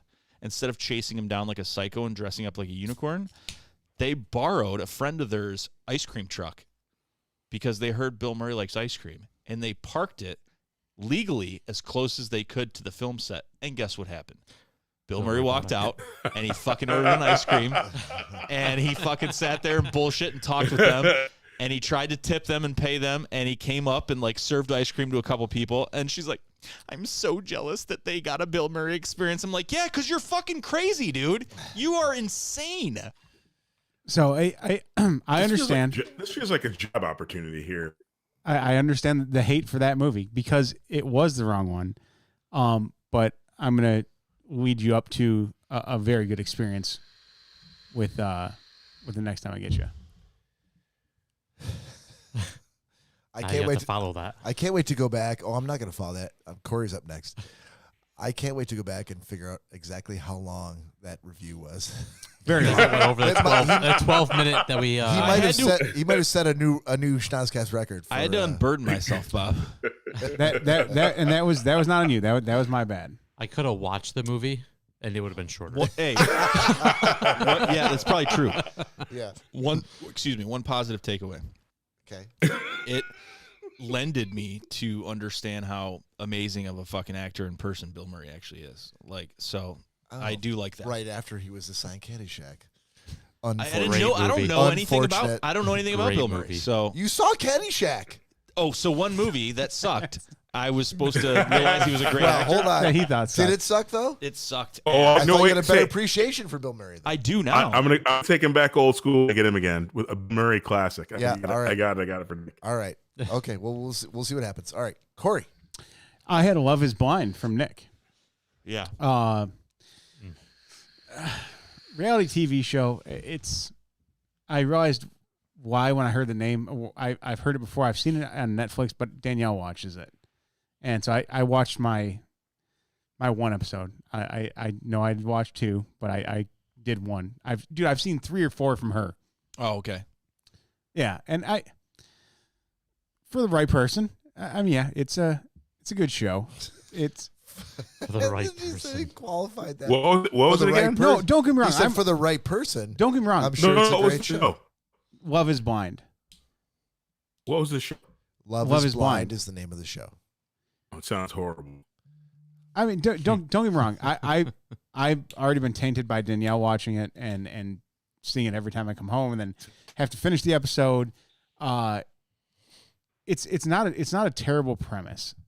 It's I'm not gonna say it's better than The Bachelor or Bachelorette, but it has its place, and I know that like there's billions of people out there that watch it and love it. And I know you kind of correlate it to The Circle, which it makes sense, but The Circle it doesn't have that love aspect in it. Yeah, The Circle's much more entertaining. Yeah, The Circle's completely social media, and I shouldn't even really say social media. It's pretty straightforward. Love Is Blind. It starts going into emotions of people and all this and that. So tell everyone what the premise of the show is. There's a group of like 30 males and females that meet, so 15 on each side. They have no contact with each other, and they're able to go into pods to have dates. So you're only hearing or seeing the person, not seeing the person. You're only hearing them and talking to them, in a sense that you have no clue what they look like, and that's really the biggest part. You don't see them. So it could be Greg sitting on the other side or in the other pod talking with you, or you could also have someone that's it'd be Brad Pitt sitting in the other, or however you want to mix and match that. So it's you remember Blind Date back when that was big on MTV? No. You don't remember Blind Date from MTV? No, I had a job. I had to work for a living. Yeah. But I had mouths to feed. It was basically like that. There was a contestant, and then they put 3 people on the other side of the curtain, and they had to respond to answers. And then the person that was looking to date people would only respond to those answers without seeing the person. Okay. So and that was kind of the other thing. I'm like, this has already been done in a sense before. Wait, did you give this a letter grade already? No, I have not. Okay. I'd say C. Jesus Christ. With the fucking it lengthy, shitty reviews. Sounded much worse than a C. I thought it was going to. No, it was in the D level. Yeah. No. I'm not saying. I'm not saying it was terrible. Yeah. By any means. It was for me. It was. They were like little apartments, and one of the walls was like glowing blue, and it was like this kind of aura looking thing, and they would switch which apartment they'd go into. The aesthetics of the show are amazing. Yeah, yes. yeah. You would each like room. They called them pods, but there was like a little apartment, and it would have like a fireplace and a sweet like Chanel couch and like an elaborate bear rug and like all this, and it was really cool, like the way they set it up. And if you had no clue who you're being matched up with, and you'd go up to this like glowing blue wall, and you'd be like, "Hey, how's it going?"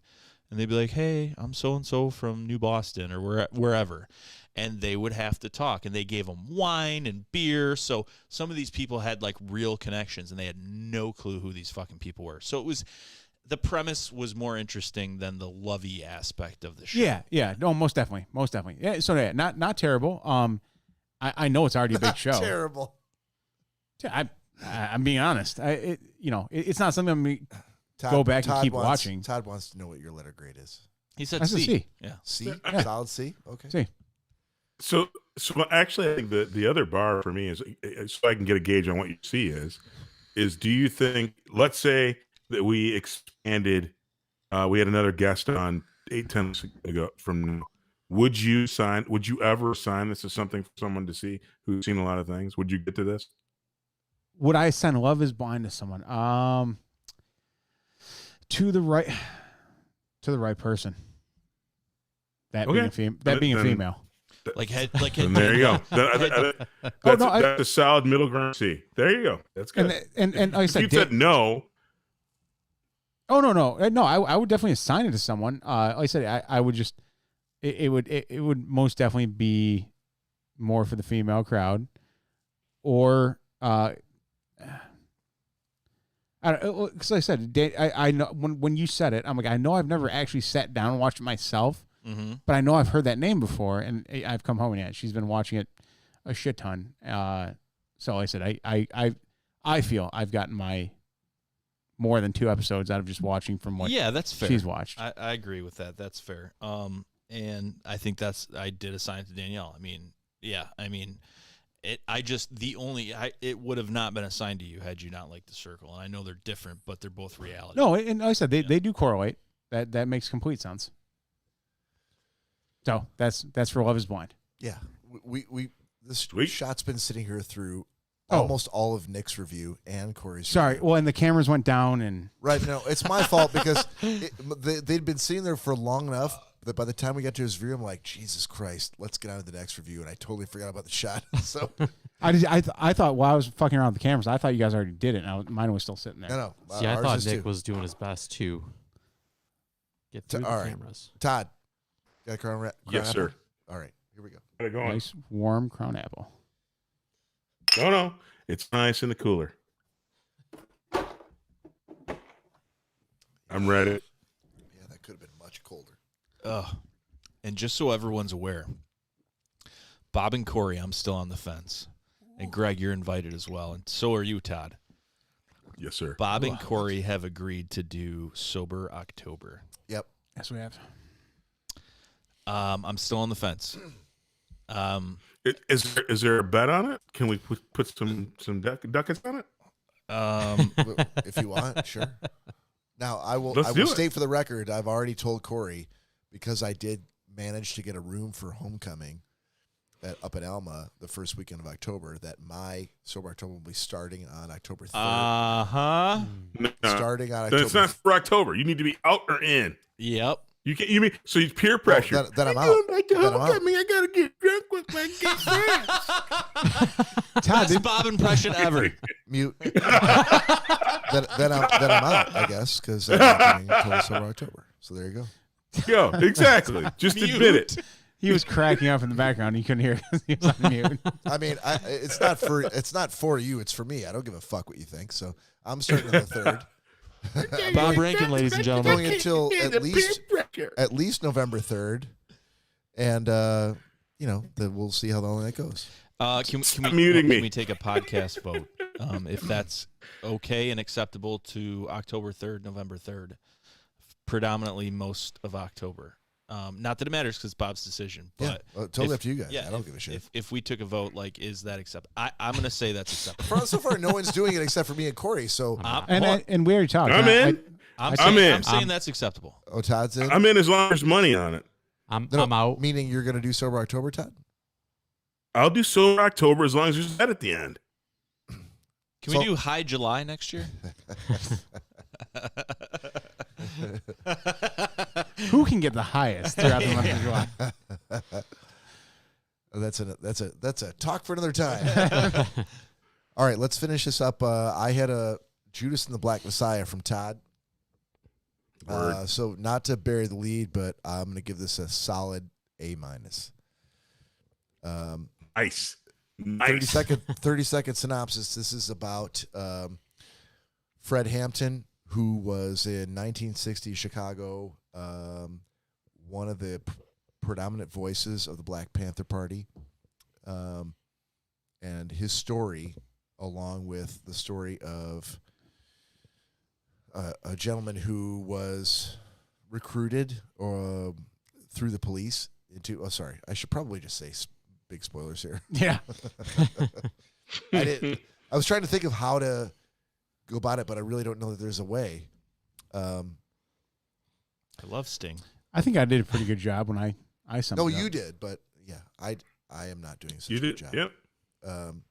Anyway, suffice to say, I thought it was so Daniel Kaluuya was the one who played Fred Hampton, and if you don't know who he was in Get Out. He was in Black Panther. Fantastic British actor who won the Oscar for best. The crazy part is I think he won for best supporting actor for this role, but I thought he was the lead. So, but it turns out that the lead was the other guy who was supplanted within the Black Panthers from the police, and he didn't win shit as far as I saw.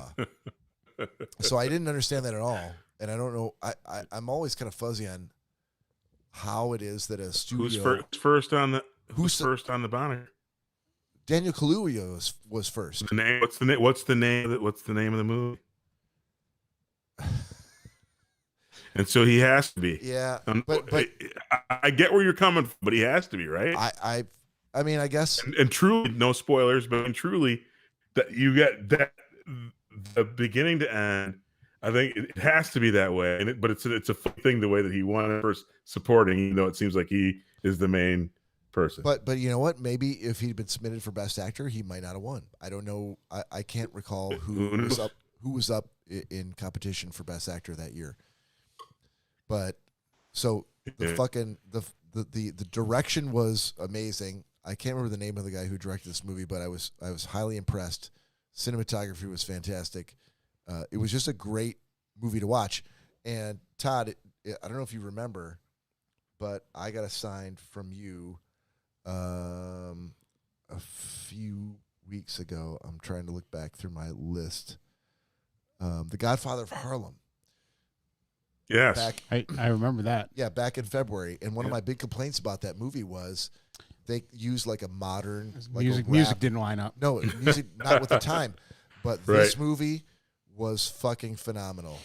It was, back in the 60s, the jazz, they used Dizzy Gillespie. I'm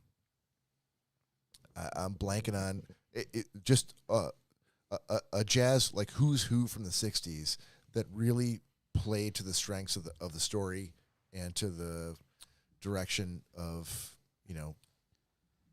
the tale that they were trying to tell. So it ticked a lot of the boxes that Godfather of Harlem just failed to do for me. And so, Go ahead. Sorry, Cory. Oh no, not to jump in on your agreement, but I think that was one of the things I highlighted too was that after you watched the first movie, to me I was like this actually was set up in everything was shot so well and produced so well, everything mixed together. It was for the time and about the time. Yeah. And there was no outside influence on it. Yeah, and I think it's a compliment to the director and big the time. producers Big time. and everything. The story was well told. And I watched it all the way through, couldn't take my eyes off the screen. So great pick. And I really got to say thanks because this, as I mentioned last week, this has been on my list to watch for a long time. So thank you for that. Anecdote. I watched, so the first time I saw it, I've seen it multiple times because I think like you guys said, it's a just great piece of art. The way that it's made, the way that it's directed, the way they shoot, the way they tell the story is brilliant. But I watched it the first time on an airplane, and I was an angry dude. Oh no! Freaking got off the plane.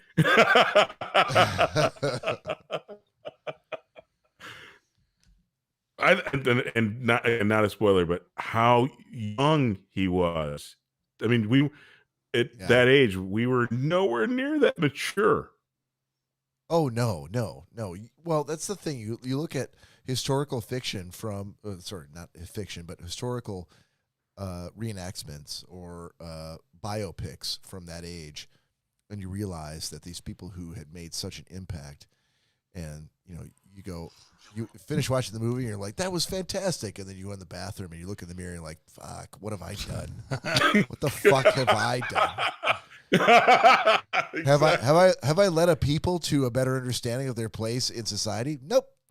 I bought groceries today and but it's how didn't much get in a car accident. How much stuff did it's a win. How much stuff that movie is a short movie. It's not like a 90-minute deluxe. It's a long movie with a lot of things that happen, a lot. And you're like, oh, he was only 21 years old, or something like that. You're like, no way. Crazy. Anyway, Judas and the Black Messiah, it's available on Hulu, I'm going to say. I believe so. HBO Max? Mm. One of the two. Go to justwatch.com and you can look it up. All right, so assignments for next week. I have drawn Todd. Oh, hold on a second. Hold on. Double up. Judas and the Black Messiah is available on Hulu Premium, YouTube Premium. So it sounds like you're probably going to have to rent it. Fuck. Pay for it, yeah.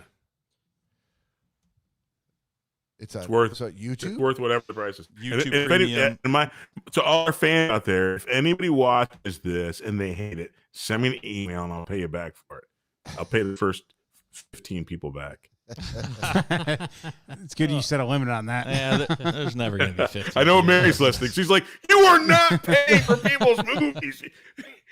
For the first 15 people, as long as you live outside of the continental U.S. and like $97 to rent, and I don't want to hear anybody reading Judas's boob in the Black Messiah or the porno, whatever the porno knockoff is. Hold on. I'll pay for the first 15. I love that he says send me an email but doesn't give his email. Actually, yeah, that's immediately where he goes. Leave a message on the shocker line. Leave a message on the shocker line, and we'll connect, and I'll pay you back. Yeah, if you watch Judas and the Black Messiah, it's 618 Shocker with promo code Todd, and we'll get you some money back. First 15 people. Word. All right, new assignments. First 15. New assignments for Gentleman's Agreement for this week. I have drawn Greg.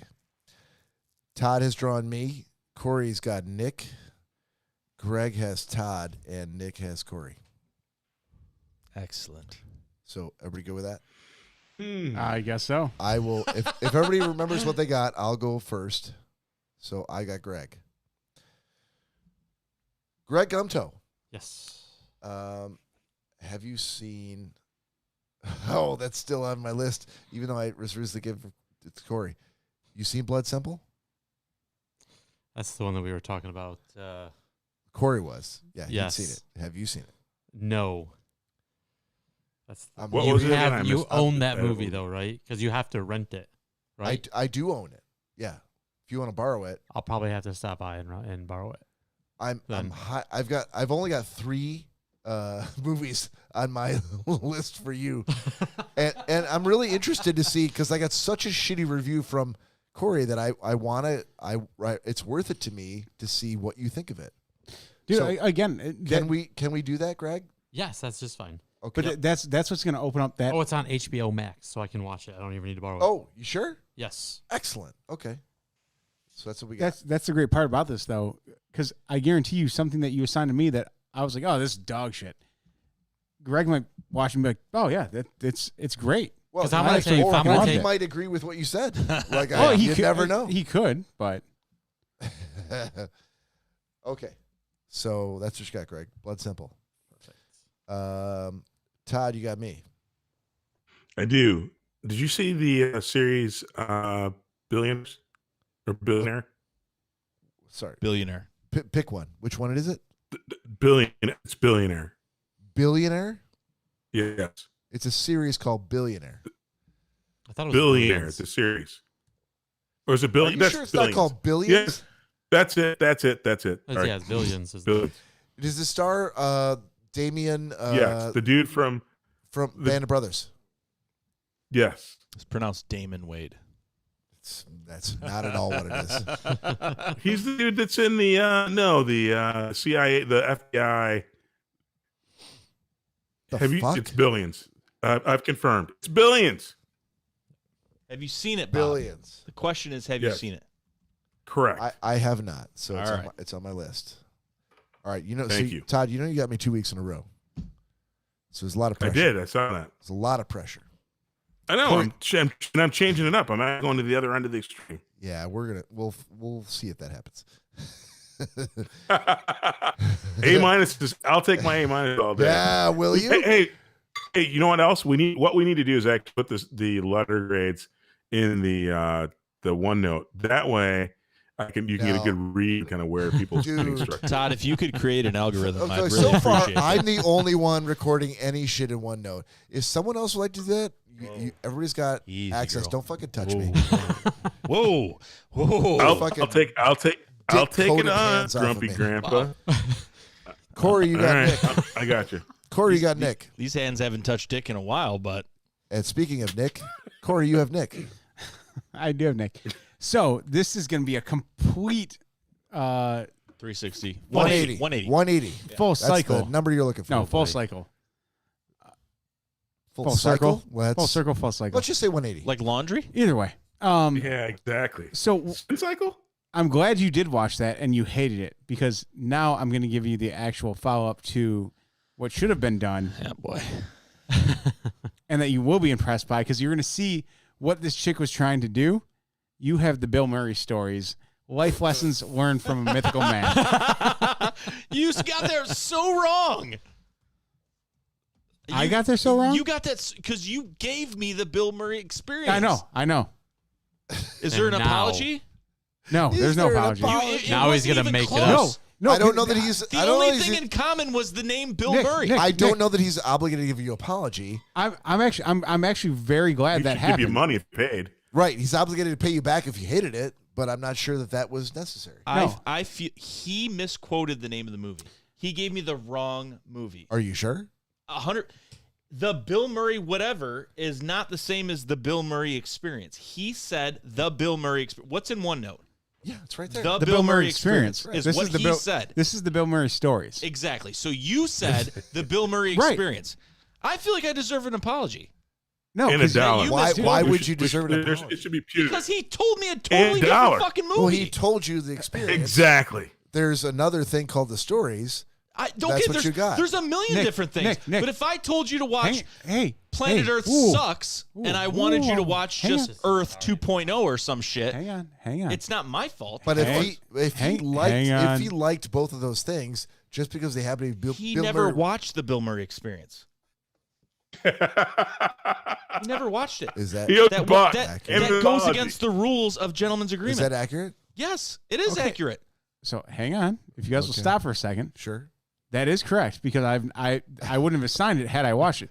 But here's what we're going to do, because since I assigned that thinking it was something else, which now I give you the correct one that you're supposed to watch. I'm gonna watch the Bill Murray experience myself. Oh, that helps. Yeah, exactly. Dude, but who is that And helping? you owe him a dollar. I don't know who it's helping, but I'm looking. saying, Are you going to give a review of that next week? sure, I'll give my own review of it. All I'm looking for is a my bad. That's all. Like I already said that several times. when I didn't hear- Right when you said it sucked and you started explaining You actually said. it. I said that was my bad. Now you go. Actually, I think you watched the wrong movie. I think that's what you said. Yeah. That's what I heard. Thanks, What's Todd. that, Todd? Corey owes you a buck. We're and he's fellas. the- We're in uncharted waters right now. I don't think we've ever come across. We may this. have to bring it to a vote. I do. I agree. Is there an apology in order? Yes, Is sir. that really what you want? Is an apology? So if you get an apology, then you watch the Bill Murray stories. Yeah. No, you have to watch it No, either he way wants an because apology it's part of the and podcast. a dollar. Well, You know what else so is part of the what is up podcast? for? Hold on. What is up for a vote right now? I'll slap him in the face and give him 50 cents. What is up for a vote? What do we need to vote on? An action and a punitive damage amount. Exactly. Pain and suffering. Yes. What is that Mental worth? anguish. But you didn't have to pay for it. It doesn't matter. Part Oh, of so what is Doesn't your matter. time worth? I can't explain myself Exactly. if you keep talking over me. The point And he is, sneezes a lot. is that there are this is a double-edged sword here, because one, the part of gentleman's agreement that is very, very specific is that you've had to have seen it. I understand it was a slip of the tongue, but he's never seen the Bill Murray experience. the Bill Murray experience and the Bill Murray trials or whatever he said, the only thing that's in common is the name Bill Murray. He told me a completely different fucking movie. That's that was horrible. his fault. No, it was not that I fucked it up. No, and it is. I told you that was my fault. Yeah, for- you have it in one-note. It's not So- hard to say You sorry. need to apologize. I need to pay money. There needs to be damages. So this doesn't happen again. Punitive. Todd, again, you're Cory, I feel like if you just said I'm sorry, then you'd be. That would be. you could We'd move be, on. we'd be square. Yeah. But Corey's. Oh, we can sit here all night and Corey's go back and not, forth. Not gonna. Corey's not a sorry guy. I'm not saying sorry for that. No, because it's, dude, it's leading. It's leading up to something. I think it's- then. But now No you're, sorry, you're putting me $5 in a then. position that I don't want to be in. Are we going to vote or it has not? nothing to do with you. We don't. You can just vote. It has everything to do rewatch with it me. later and see what he actually said, and then. Okay. I think we should vote. Yeah, I would. What are we voting on? So I would say this. I think that A owes an apology and $1. If he refused to apologize, it was $5 total. I would say this. I would say if there's a refusal from an apology, if the podcast speaks and the podcast states that it's either a draw or no apology needs to be done, then I will have to just watch this movie and shut up. Why? Hold on, excuse me. No, you're not excused. If So- if the majority of the podcast agrees that it was unacceptable that he did not apologize for giving the wrong name. Why? Hang on. Why does there have to be an apology for? Because you were wrong, Bo. Yeah, and if you and don't you want to never watched it. apologize, you have to pay for it. And you never watched it. I already said it was my You're bad. living dirty. So Oh, say you're okay. sorry. My No, bad hold is on. not I'm sorry. Hold on. I will go against the grain. I've never heard until just a second, but he said it was his bad. I never heard it earlier, and that was my fault if he did say it. But I will accept my bad. I will accept my bad. The second you said it sucked, Okay. and you started Maybe- describing it, I was maybe like, you oh, did. dude, I didn't hear it. I'll accept my bad, and we'll move on. How about that? You guys are soft. Okay. We'll do that. Can we put on the other things? So what does that mean? So you're gonna watch? Yeah, the yeah, Bill whatever I would you love, guys- and that's rather fine. than a my bad or me I know. settling, It's- standing for I'm sorry. If we vote on an apology, plus $1 for things when you break Todd, break the rules. I know. Or no apology, $5. I know Corey, and I'll never see that money. So, I will accept my bad. Todd, I appreciate you having my back. Bob, I appreciate you being This is how diplomatic. societies break down. So No we'll move on. consequences. So the name of the movie now is. the Bill Murray stories, Are you sure? life lessons learned from a mythical man. Bob's sure because he's pointing to it on his screen that he just I've typed already in. typed it. Yes. Yeah. Let it be written. Let it be done. But I actually am very glad this all worked out in the way it did, because now once you see this, you're gonna fully see what she was talking about. Okay. I hope he hates. All right, I hope so- he hates it, and we can vote on this again next week. You know what, Todd? You're gonna get your wish because let's move to Nick, who's drawn Cory. Oh boy. Okay. So Nick, Corey, and don't just say yes. Your own name. No, don't just say automatically like, yeah, I've seen it. By the way, you already have to watch the Bill Murray Experience, and this is gonna be a second one. So you Oh, gotta dude, watch he 2 watches for next movie week. while he's working all the time. I'm just so. saying. Allegedly. Have you seen Lawless, Corey? Yes. Fuck me. What's that? That's a good one. Yeah, it was It's a good, movie. wasn't it? Have you seen Highwaymen? Oh God, yeah. Oh, okay. Jesus Christ. Making a Murderer. Yes. I love how Nick's like all taken aback that Corey's seen. I mean, you know. one of the 20 things that Nick has, Nick has had- watched. I've seen 30 movies. I know. It's upsetting. So, well, these are things that I really like, and so then I have to move to things that I don't like as much. So, the other one that I want to know if you saw. Oh fuck! What the fuck was it? Who's in it?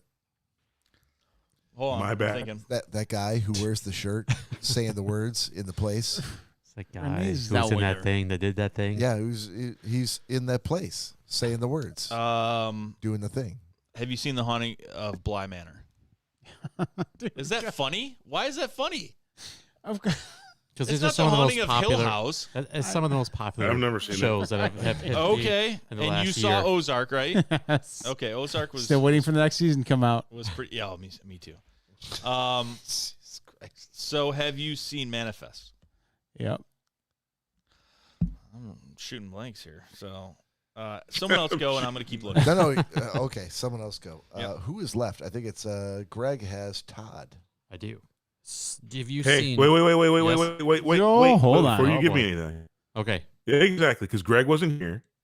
Greg had me now twice that he's been on, and he had me Monsters of Man, and I was gonna give it a D- because I thought that Nick did it, but just wanted you to know, Greg, so because you and I are boys, brothers from other mothers, but I gave it since I found out it was an F-.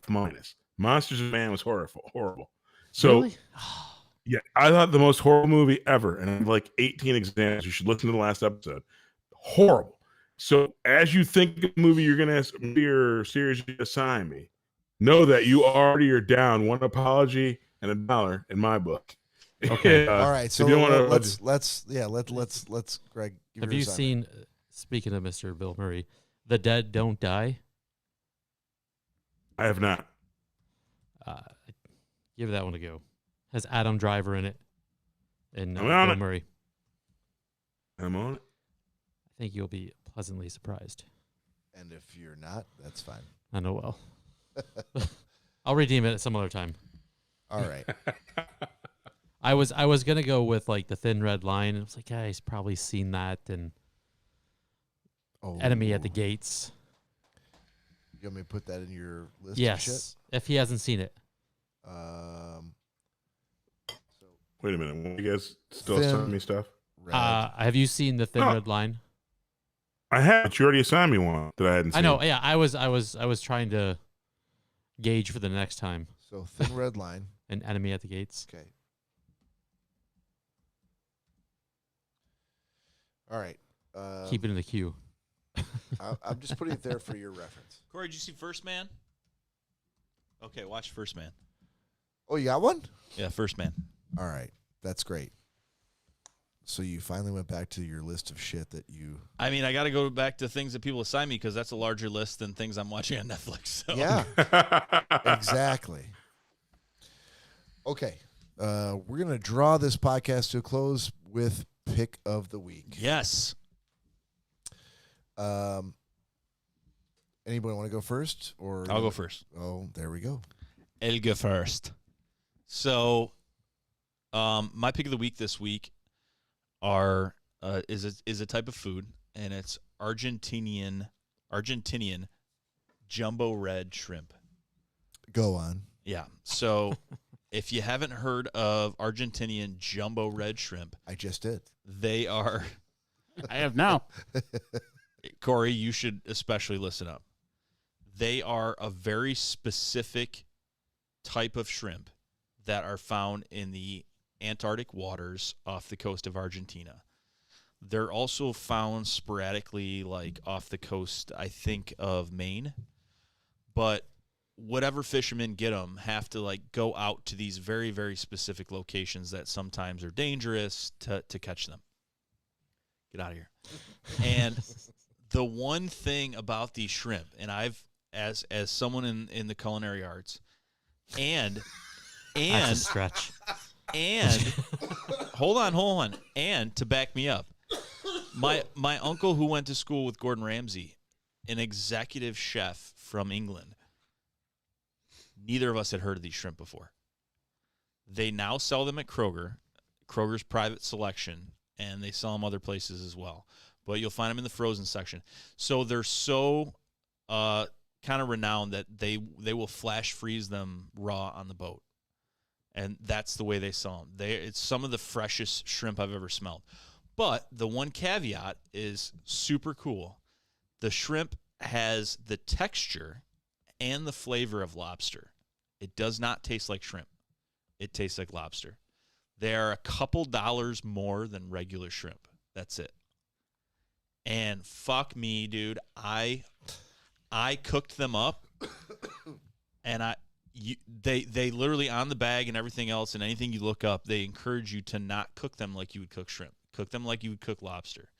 So either do it like Connecticut style in some butter, or do it on a grill. Cook them on a grill and serve them with drawn butter and lemon. And holy fuck, they are phenomenal. I will say this, from being with food like all the time and trying to, Mike trying to train my palate into tasting differences and all kinds of food. I will say that, yeah, if you had lobster and this shrimp together, someone like myself, probably you, and definitely Mike, you would tell the difference. And the only difference is the sweetness. Lobster's going to be like super sweet. These don't have that super sweet aspect, but I would say they're like 80% of the way to being lobster. It's got that meatiness to it. It's the meat. It's no. Cory's a connoisseur, so he knows. Dude, I'm sorry but by no means was that a joke. No, I know. I can see it in your eyes. Well, no, that's serious. It was not a joke by any means. If you put them in a lobster bisque, you would not know the difference. The flavor is not shrimp. Because the flavor is lobster. Yeah, because it's just not. What as Don sweet. used to serve long shots. What's yes. that? What do you say? Yeah, what Don used to serve at Long Shots Bar before it was burned to the ground by people who I don't know what that means, people but who go unnamed. But the flavor is 100% lobster. It's not a shrimp flavor. Right. It's a lobster flavor. And so, as a result, I got Instacart like 5 days ago after I bought these. And I was like, yep, I'm going to get 2 bags because they come in 1 pound bags, and they're probably like $12 a bag for a pound. And it showed up, and there was no fucking shrimp. And it said money refunded, out of stock. And I'm like, fuck.